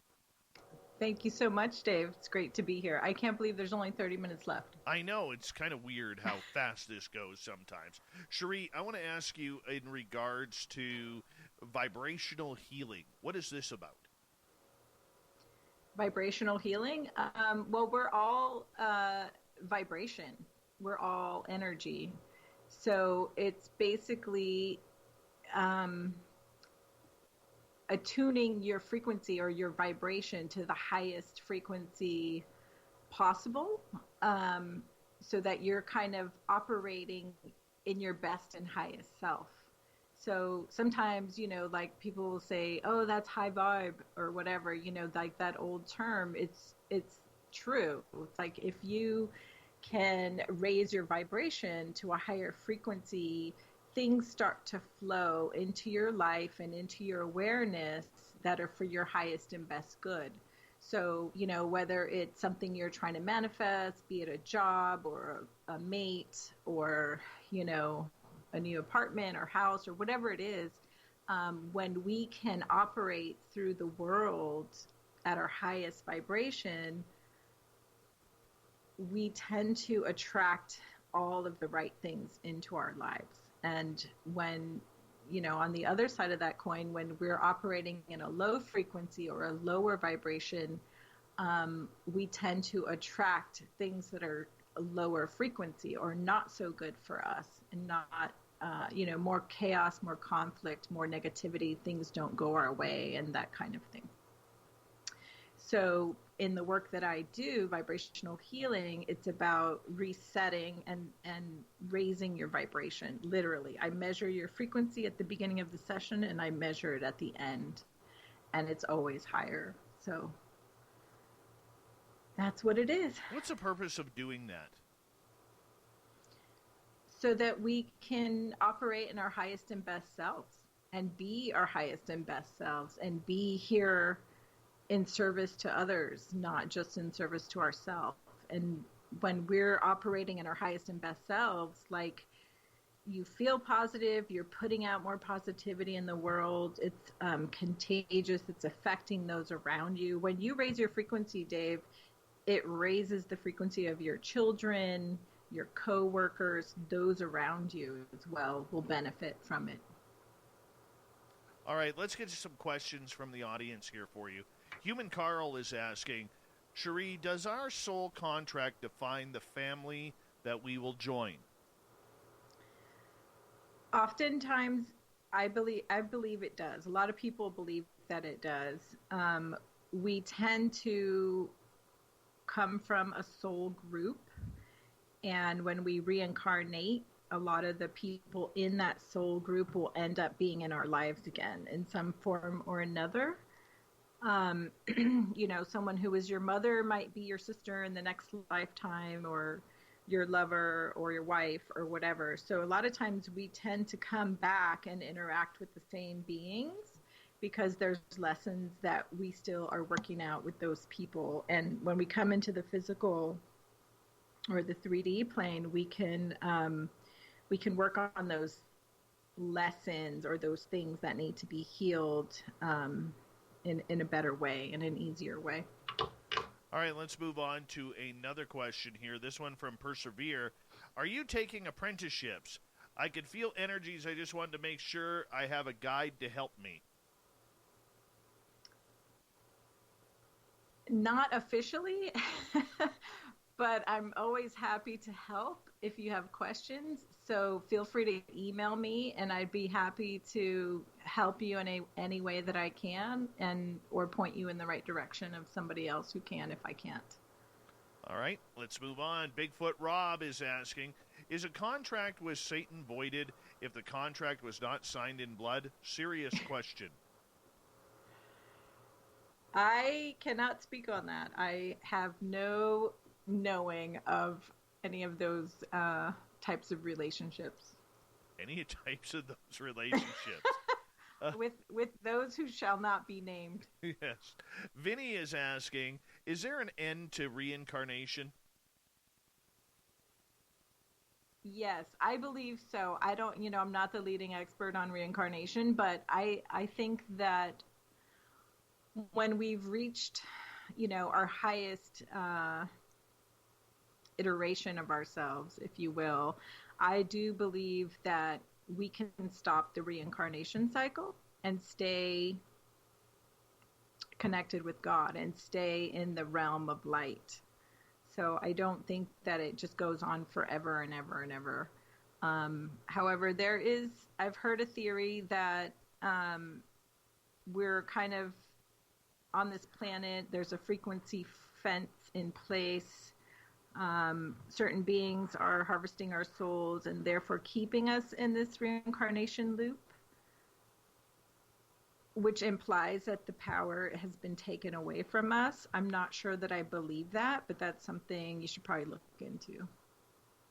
All right. G-Girl is asking, does one's negative energy affect your car, thus car troubles? I'm sorry, could you repeat that question? Does one's negative energy affect your car, thus car troubles? Yeah, I think absolutely it can. So there's certain people who have really strong electromagnetic fields, like their auras are like disruptors. And so if you're really angry, you could be in your car and be at a stoplight and the light goes out, or the street light goes out, or your car breaks down, or maybe you're at your computer and your computer stops, operating normally, or lights flicker. There are people who have a certain type of energy frequency that affects electrical and mechanical objects. All right, moving on. Donnie is asking, how do you measure frequency? I use a pendulum and a number scale. So it's very literal. It's literally like 1 through 100. And I measure where you're at the beginning of our session. And then I measure where you're at the end of our session. I mean, that's just the way I do it. Other people can feel, they can see your auric field, they can see if your chakras are imbalanced, they can see if you've got black sludge in your auric field. There's a lot of different ways to do it, but that's how I do it. Well, I love this question from Lexi.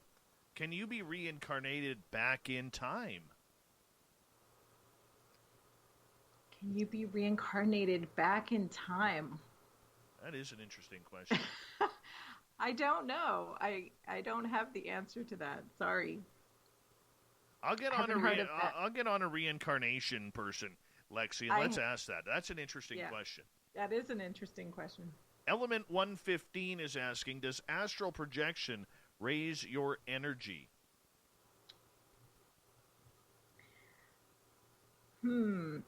So that's a complex question because personally, I believe that when you're in the astral realm, you're just pure energy, right? You're in your highest, purest form.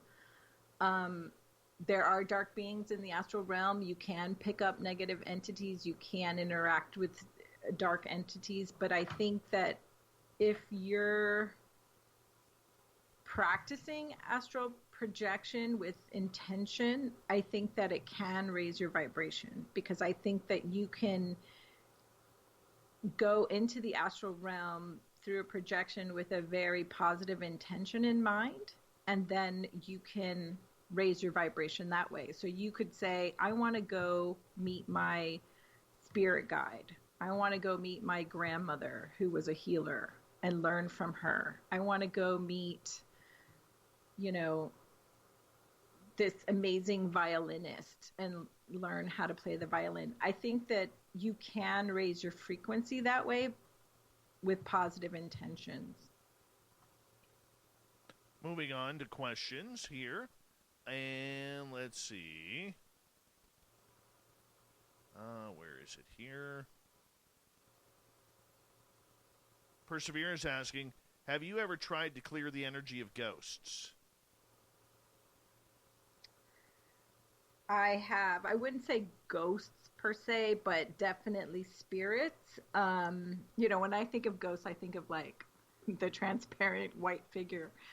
But I have cleared energy out of a room or out of a house. I actually do house clearings. I do space clearings. I do them remotely or in person. And I've cleared out, energies that were not so benevolent. I haven't seen a ghost per se. I've had experiences with energies. I've had poltergeist experience. I had a night vision camera in my house for about a month recording orbs that were, I have what I call the orb highway in my room. I have like hundreds of orbs flying through my room every night. So, but I think they're all benevolent. So I didn't have to clear those out. But I did have to set really clear parameters around it. Okay. Let's move on. I got a bunch of questions here from the audience here. Solar Warden is asking if you have any knowledge of numerology and if birth dates have significance. Yes, absolutely. I have like a microscopic level of numerology experience. And yes, birthdays and names do affect your numerology. So we all have like, if you write out your full name, first, middle, last name, and your birthday, I believe it is. I haven't done this in a while, but there's a way to add it all up, and then you drill it down until you come to like what's called your number. And so, for example, I'm a 7, and 7s are known to be healers, protectors of the earth, very grounded, that type of energy. So each number has a different archetype or, mission, if you will. And so you can do your numerology and find out like what number you are based on your name and your birthday. All right, let's go to another question. This one from Lexi, who is asking, how long does it take to be reincarnated? Right away? 1 year? 10 years? So I believe that when we transition over to the other side and we do a life review, we figure out what we want to do next, I believe that you can split your soul. So like part of your soul can reincarnate into a baby. Part of your soul can go into your child, for example. And part of your soul could be like a missionary for God, you know, like somebody who's like in the light army, if you will. And part of your soul could stay with God. So I don't think it's linear. I don't think it's like, okay, you're up there for a month and then you go off to this other body and now you're reincarnated. I think that we have a choice. I mean, you hear a lot of stories of people whose parent died and then all of a sudden their psychic gifts came online, or all of a sudden they had some skill that their parent had.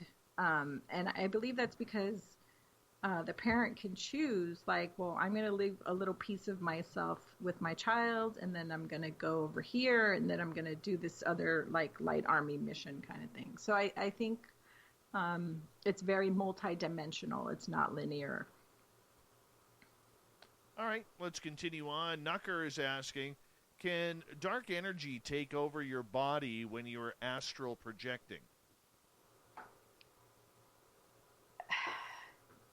I'm assuming that he means like your physical body that's in your room. Yeah. I wouldn't say take over. I would say that you definitely need to have protection. You definitely need to know what you're doing. And you could have some instances of a negative experience. I personally don't think that it would take over your whole body. I think that even when we're away, we're still connected with our cord. We still have protection around us, especially if you're calling in protection before you leave. So I haven't heard of any episodes like that, but there are people who specialize in astral projection, so they would probably be better to ask that question. Yeah, from what I know about that, there is a very strong possibility it could happen, especially if you are searching for darkness, because the dark side is always looking for a way in, and they have that ability to, you know, because you're not very secure when you're outside of your body. They do have the ability to really go in and potentially enter your body. So you have to be really aware of that and be cognizant of your body and while you're astral traveling. That's what I've learned. Yeah, but every time when we go to sleep at night and we're dreaming, we're astral traveling. So, you know, even when we sleep, we're astral traveling, and we, you know, most of us wake up and we're fine. So I think that if you're astral projecting and you're trying to go spy on some underground reptilian base, then yeah, you're probably going to bring back a reptilian with you, or, you know, they're going to see you before you see them. So, like, be really careful with what you're doing. Okay. We've only got about 5 minutes left with you, and, you know, you wanted to get into some contact as well. Sure. Were we talking ET contact, ghost contact, you know, contact with people again, since we're not allowed to give hugs or shake hands anymore? Yeah, probably the first kind you mentioned. All right, let's go aliens. Yeah, so, you know, I met you in 2020, February, and at the UFO conference. And, you know, I went there to learn. I went there to be an exhibitor, to have a booth, and to meet some people. And not ever expecting to come out of that learning that I was an experiencer, but that's exactly what happened. So I had some suspicions that I might have had some experiences, and so I got some information from that night And I wanted to ask you, like, did you have any weird experiences in the hotel? Like, because you slept at that hotel, right? Yeah, no, I was bored out of my skull, to be honest, considering they shut the restaurant down at like 10 o'clock or 11 o'clock. Uh-huh. And I'm a night owl, so it was a little bit of a pain in the butt. But as for any experiences, no, I cannot say that I did. Okay. So I'm a very lucid dreamer. Most nights when I go to sleep, I have tons of dreams, and I usually remember like at least one of them. And I remember going to sleep, and it was like a complete blackout. And I don't think I rolled over. I don't think I moved. I definitely did not get up in the middle of the night. And it was just like a complete blackout. And the weird thing is my husband had the same exact experience. So I thought that was odd. And I heard from other people who were there that they had some odd experiences that night as well. What night was that? That was Saturday night. What did I do there? Oh, let's see. I was hanging out with Olaf Phillips, James Goodall, Brad Bunt, and whoever else was. No, the Saturday night was the dinner party. So that was the gathering at the private gathering there. So yeah, I was with Michael Schratt. It was like the who's who of people around there. Was that the night of the private dinner party? Yes. Yeah. With the live entertainment? Yes. Yes, that was fun. I went in there for a little while. That was fun. So that was really strange. And then I met with Steve, Dr. Lear's guy. Right. Who does the implants, and learned that I actually had some.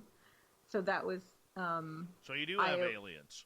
So that was eye-opening. And then I told you I had an experience here at home. I forget, I think it was in August. And that's when I started recording my room at night with an infrared camera. And I found that it's like an orb highway. And I had the footage analyzed. And I was told that there were, they could see like certain beings in the orbs. So I thought that was really fascinating. And what I've learned about orbs since then is that, they're basically consciousness. I mean, I knew that they were spirits, but what was new to me was that you can have like a whole collection, like a collective of consciousness in one orb. So it doesn't, even though it's one orb, it doesn't mean it's like one being. It could be, 50 beings in an orb. Cherie, I want to say thank you for coming on Spaced Out Radio. Absolute blast to have you. We are going to do this again. I will make it up to you, I promise you. But in the time being, tell everybody where they can find your website and your YouTube channel. Yes, thank you, Dave. So we didn't get to talk about the Ascension Sessions, but I do have a YouTube channel called the Ascension Sessions, and I interview people on the topic of ascension, consciousness, contact, all kinds of woo-woo stuff. So please check that out. Please subscribe. And then for healing sessions, please go to my website, CheriArellano.com. That's CheriArellano.com. And you can learn more about me there or book a session, and you can check out my crystal jewelry and my essential oil elixirs as well that I make as additional healing tools. Right on. And I'm on all the social media, so just look for my name. Much love, Cherie. Thank you so much for coming on Spaced Out Radio. Really appreciate it. We're going to take this to the top of the hour. We're just going to chat away. Got some work to do, and we're going to have some fun here in the final half hour. Thank you, Cheri Arellano. Love you. You take care. Thank you. Thank you, Dave. Thanks to everyone in the chat room as well.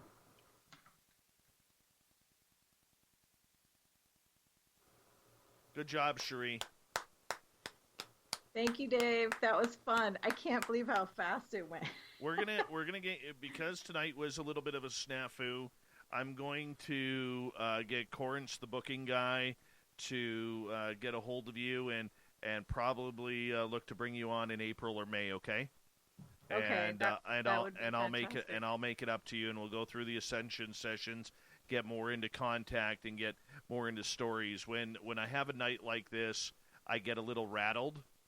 So, with the tech stuff. So I apologize to you for that, but I will make it up to you, my friend. Okay. Thank you so much. I appreciate that. And say hi to that handsome Mark for me. Okay, will do. And if Corey's still listening, yes, you can put my email address in the chat. It's just Cheri@CheriArellano.com. Yes. Cheri. Why don't you roll the R's in your first name? That would be like a nightmare. Cheri Arellano. Cheri Arellano. I should start saying it that way on my YouTube You show. totally should. You totally that would should. Be hilarious. Yes. Well, we love you, my friend, and you stay awesome. And we'll just hang out, and I'll make it up to you, okay? Okay. Sounds good, Dave. All Thank right. you so much for having me on. You take care. Take care. Bye-bye. All right. Take care. Bye.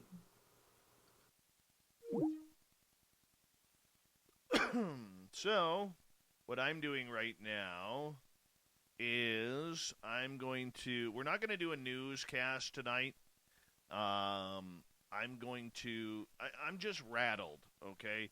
I know Shirky Poo worked really hard on getting the news together, but this whole tech snafu earlier tonight just kind of threw me off. But I do want to remind you that we will get back to normal for tomorrow, and it'll be good. It'll be really good. And we'll have some, we'll kind of get things going. So what we're going to do in the next half hour here, we are going to, I'm going to be chatting with you guys and editing a show here.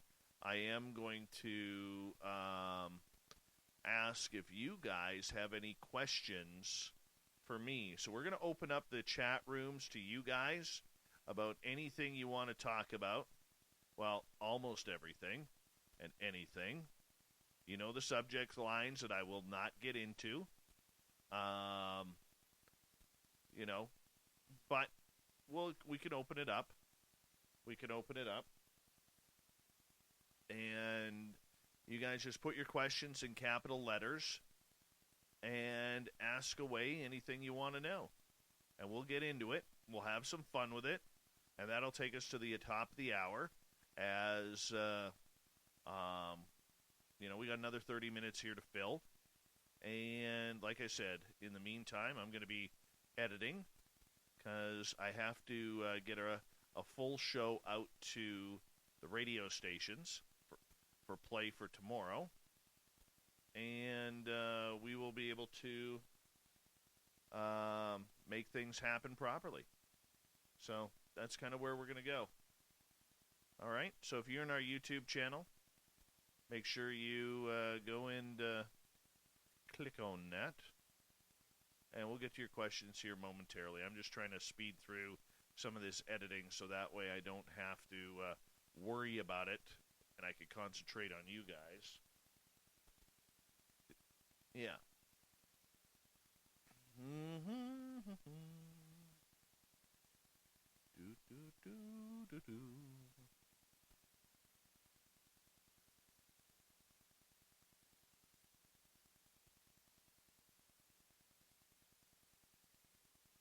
So I did get, for those of you who have ordered T-shirts, I've got all the orders but one taken care of. I just got to separate them all, and I will be mailing them out next week. Okay? I looked at the quality of the shirts that we got, and holy cow, are they awesome. And I'm wearing a new Spaced Out Radio hoodie right now with a big... see a big "We Own the Night" on the back. And they are sweet. Very sweet. And I am going to do a draw coming up here. I'm going to get some more stuff here made up here the next couple of days. And I am going to do the 10,000 person draw. All right, so you will have to be in our chat room that night in order to win. All right, I'll set a date. I'm not sure what date we're going to go with yet, but you have to be in the chat room that night in order to win, and you're going to get a package as well. So that'll be kind of cool. And for all your shopping needs, go to facebook.com/the SOR Vault. You get all your swag there. All right, let's get this thing going here as we continue on here with the mighty SOR. And we're going to, like I said, we're going to take it easy this half hour, because we want to make sure that everybody is having a good time here and everybody is kind of rolling through with everything just like we are. And once again, due to that technical issue tonight before the show that really made us lose half an hour, to be absolutely blunt, I am kind of rattled by that. So let's just relax. Filth, you're going to donate a cartoon for that too. Are you going to draw that of the person? That would be kind of cool. Is that possible, Dirty Filth? Is that possible? That would be kind of cool. All right, let's get to the questions here. Greg Maloney, what are your thoughts on fighting in the NHL? We need more of it. No, that's not Greg's question. But we do need more fighting in hockey.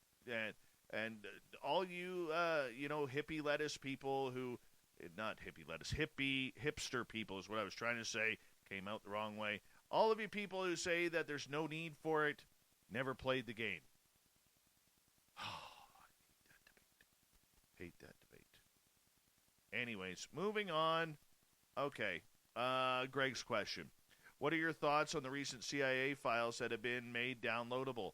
I really have been paying attention to that quite a bit, and I think it's exciting any time we get a release of documents. I was surprised at how many, but there was no real, in my opinion, smoking gun out there. Sightings and everything are great. What I want, and look, I love the experience, Greg. I love people telling me about their experiences and showing me, kind of what's happened to them, and I think it's phenomenal. But when it comes to something like this, I really think we need to have something not so broad. We need something that is just like boom in your face. We need one of the big cases. So there was nothing in what I've read so far, and I will say I am guilty of not reading all of them, because it's a lot of paperwork to go through. But I'll tell you what I will do, Greg. I'm going to be having a phone conversation this coming weekend with Luis Elizondo. And what I will do is I will pose that question to him for you. Okay? Are you good with that? Would that work for you? It works for me. I will find out for you. How about that? Terrible Times. Dave, are you the mastermind behind SOR, or did you have to audition? Yeah, I got convinced to do the show from a friend of mine named Johnny Enoch, who coincidentally supports another show now. I don't know why, but anyways. So he on October 2nd, 2014, Johnny came over to my house, and he's like, dude, we got to get you back on the radio. And I'm like, no, dude, it's done. I'm over, and all this kind of stuff. He's like, no, man, it's got to happen. And I'm like, no, dude. And he's like, yeah, man. And I finally went, okay, we can make it happen. And so that's what ended up happening. And And anyways, so I ended up starting it all, building it all. Johnny helped lay the foundation, but it's literally been mine since day one. And, I'm not the smartest tool in the shed when it comes to, or the sharpest tool in the shed when it comes to the technical side of everything. I'm actually quite, what's the word I'm looking for? I'm dumb when it comes to it. And I hate to use that term because I hate the terms dumb and stupid. But, I pushed my limits with it. And that's pretty much it. So everything that we've accomplished today has been homegrown. And I am very, very proud about that. All right, Corin says, this jumped again. Justin wants to know, how far are you from your gifting site? The two of them, I'm about, from my house, driving about 12 miles from one, and about 20, another 20 miles from that. So about 30 miles from the other one.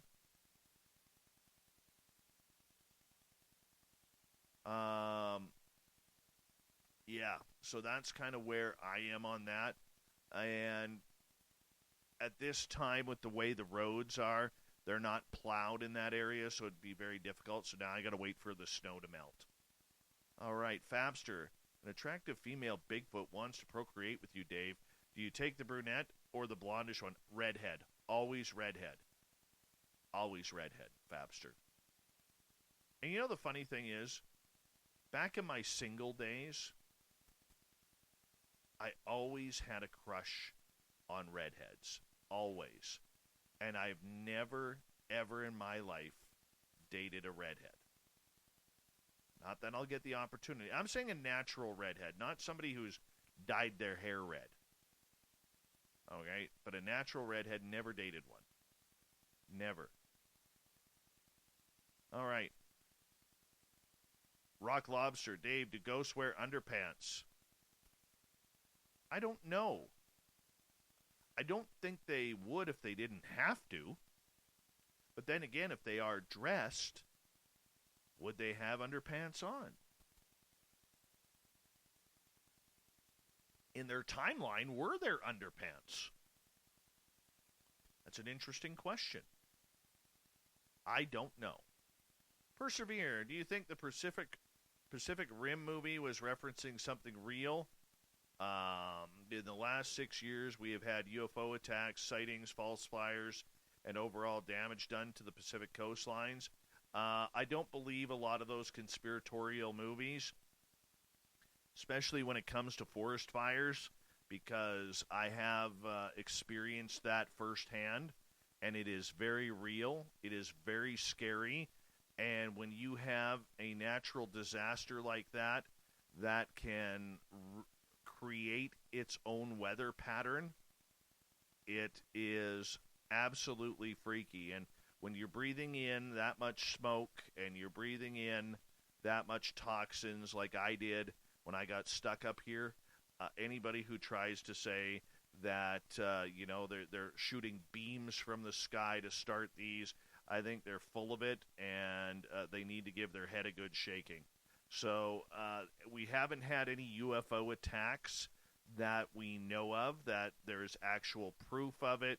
I'm always wary.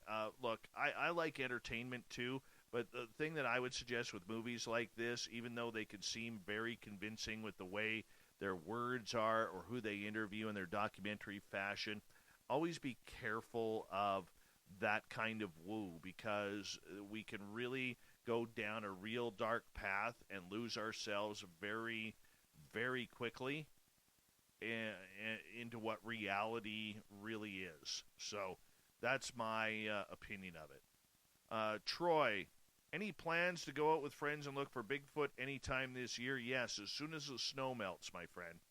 Lexi, who is my dream guest? Right now, if I could interview anybody, I would interview my dream guest, Sammy Hagar. Not that I'm a big Van Halen fan or a big Sammy Hagar fan. I am a fan, don't get me wrong. Okay, but I really, really want to talk to him about his alien encounters. I really do. That just absolutely blows me away, considering he's written songs on the topic underneath the noses of almost every musical critic and fan out there, and they don't even know. He's very open about it. I just think it would be fantastic if I could interview anyone about this subject. In this field, eventually they'll come around. Like, I'm going to be having a phone conversation with Luis Elizondo this weekend about scheduling a date with him for the show. So, I mean, in this field, eventually they come around. The TV stars, I have no interest in. At first when I broke into this, I really wanted to talk to all those TV people. But now, no. It's nice for the prestige, but in reality, it doesn't. If I were to choose someone that I could interview from this realm, it would be Robert Bigelow. That would be my dream. I would love to interview him. That'll probably never happen, though. Oh, let's see here. Next question.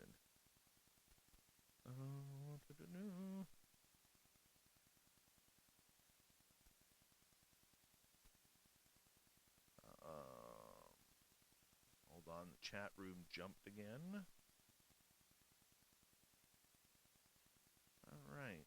By the way, Miss Pickles, thank you so much for that amazing super chat. Again, I appreciate it. You're amazing. Drink the pickle juice, not the bong juice. Okay, got it. The hell? And, all right. Rock Lobster. Dave, have you ever come across a three-toed print? I have not. I have seen them, though. My buddy Mike, who lives around here, he actually has a three-toed print, but it almost looks like if you were to take a chicken claw and then expand it to about, yay big. Yeah. It's insane. Absolutely insane.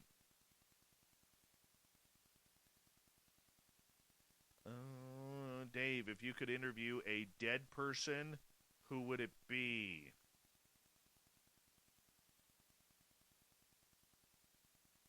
Dead person. Has to be just one?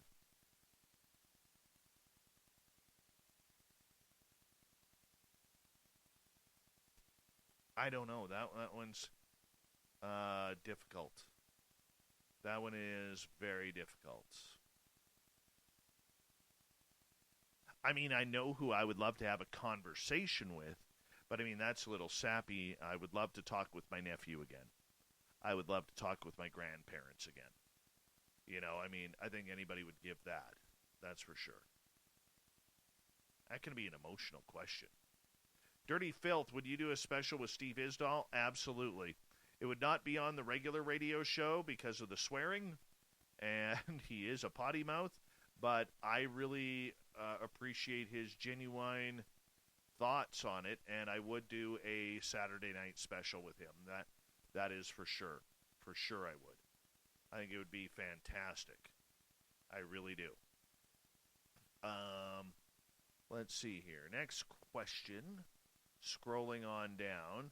Raul. Dave, would you... Oh, I already answered that one. What is my scariest experience?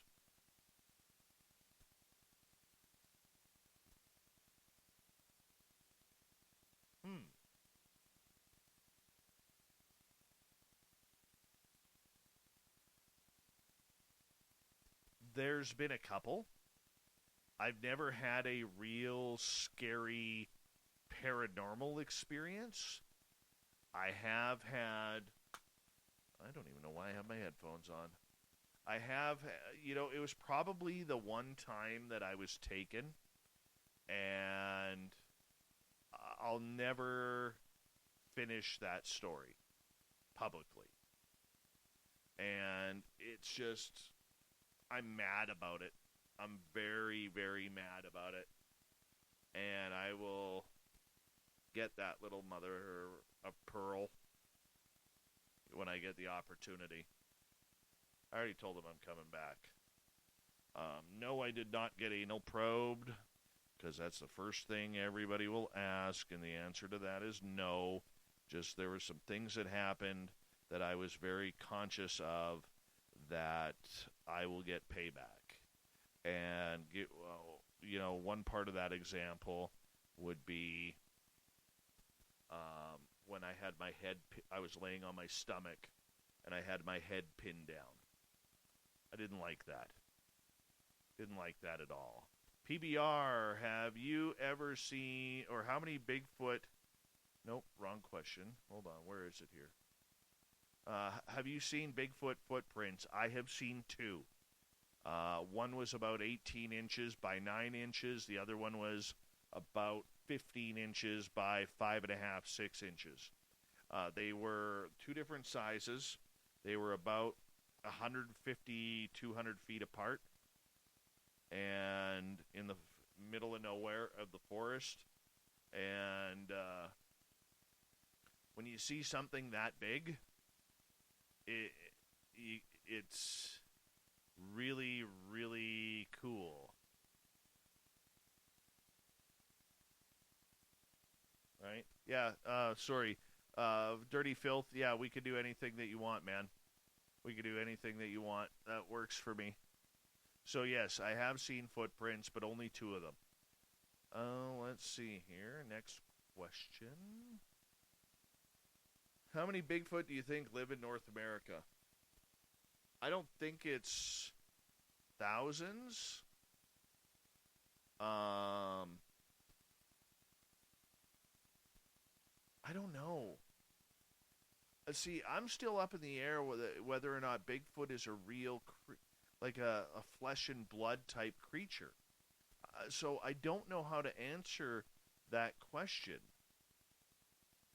Okay, Raul, tell us a fight story. Okay.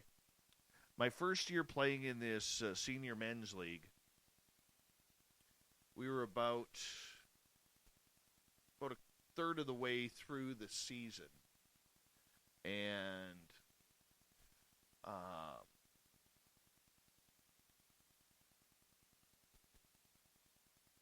okay, yeah, we were about a third of the way through the season, and I was playing defense, and this guy came on me, and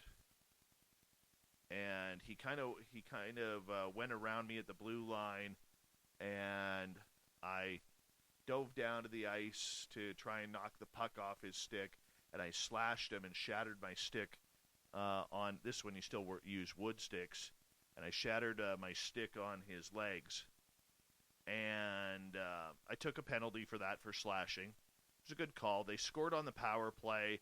I come back on the ice, retake my shift with my defensive partner, and off the face-off, he grabs the puck again, and the puck is offside. And as the puck is offside, he comes up and he kind of elbows me in the chin, or cross-checks me in the chin with his stick, and he goes for a penalty. So I'm on the ice. This is only like 7 seconds after the face-off. I'm on the ice, and I'm pissed off. And the penalty box is on the other side of the ice. And we puck drops, and play goes into the other end. I'm more interested in this idiot, who's a big guy, very big guy. And I'm yelling at him in the penalty box, and he's like, shut up. All of a sudden I hear the whistle. I look down the ice into their end, into the corner, and there's a line brawl that's broken out. And I'm looking, and everybody's already partnered off, and the linesman has one guy, and he's holding on to him. And I kind of grab him, give him a couple of shots. The guy looks at me. He's like, dude, I don't fight. I'm not going to fight you. I'm like, okay, not a problem. And so I skate over to the penalty box. And in the meantime, there's 4 fights going on the ice. And I skate over to the penalty box, and I look at the guy, and I'm like, dude, keep your bloody stick down, man. Like, you almost took my teeth out. He takes his stick out of the penalty box, puts it about this far from my face, and he goes, get the F out of here, otherwise I'm going to cut your face off. So I took my stick and I swung it at his head. You know, I didn't hit him. And I said, come on out. Let's do this. We're going to go. He goes, why don't you come in? So I said, okay. So I threw my gloves up kind of in his face, and I jumped over the boards, and I was on the ice side. He's on the penalty box side, and we started fighting right in between the boards. And I beat him up pretty good. It was awesome. It was awesome. I didn't get messed with after that. So thanks for that wonderful memory. No, I was not hurt. I think I busted his nose, which was kind of cool. But no, I wasn't hurt, and it was a lot of fun. And unfortunately, that can't happen now because every rink has plexiglass on the penalty box side of the boards now.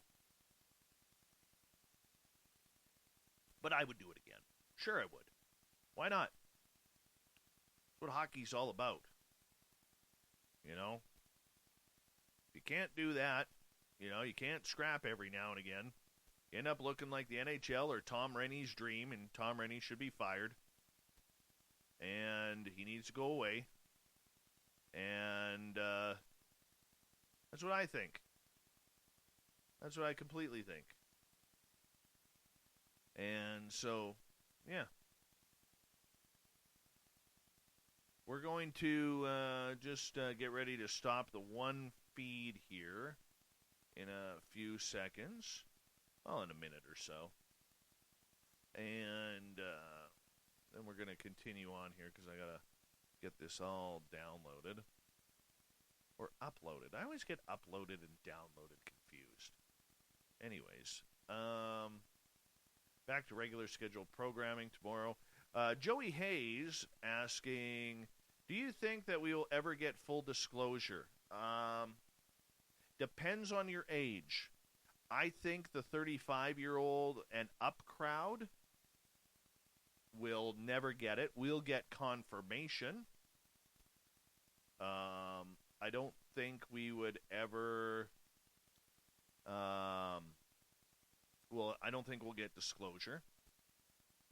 That's my opinion. But they will eventually disclose to the younger generation. So like when my son, who's 7 now, when he's probably in his mid-30s to 40s, there could be a disclosure happening then. Or in his 50s, there could be a disclosure happening then. Because the younger generations, as they find their own spiritual value and connection, I think that's what's going to happen. So I don't think we'll get it, but I do believe we will see confirmation within the next 10 to 20 years. Let's see here. You know what? We're just going to say, give me 2 seconds here, YouTube. On our Spreaker side and our radio side, thank you so much for listening on in. We really do appreciate that. You can find us at spacedoutradio.com. Remember, we own the night. See you tomorrow.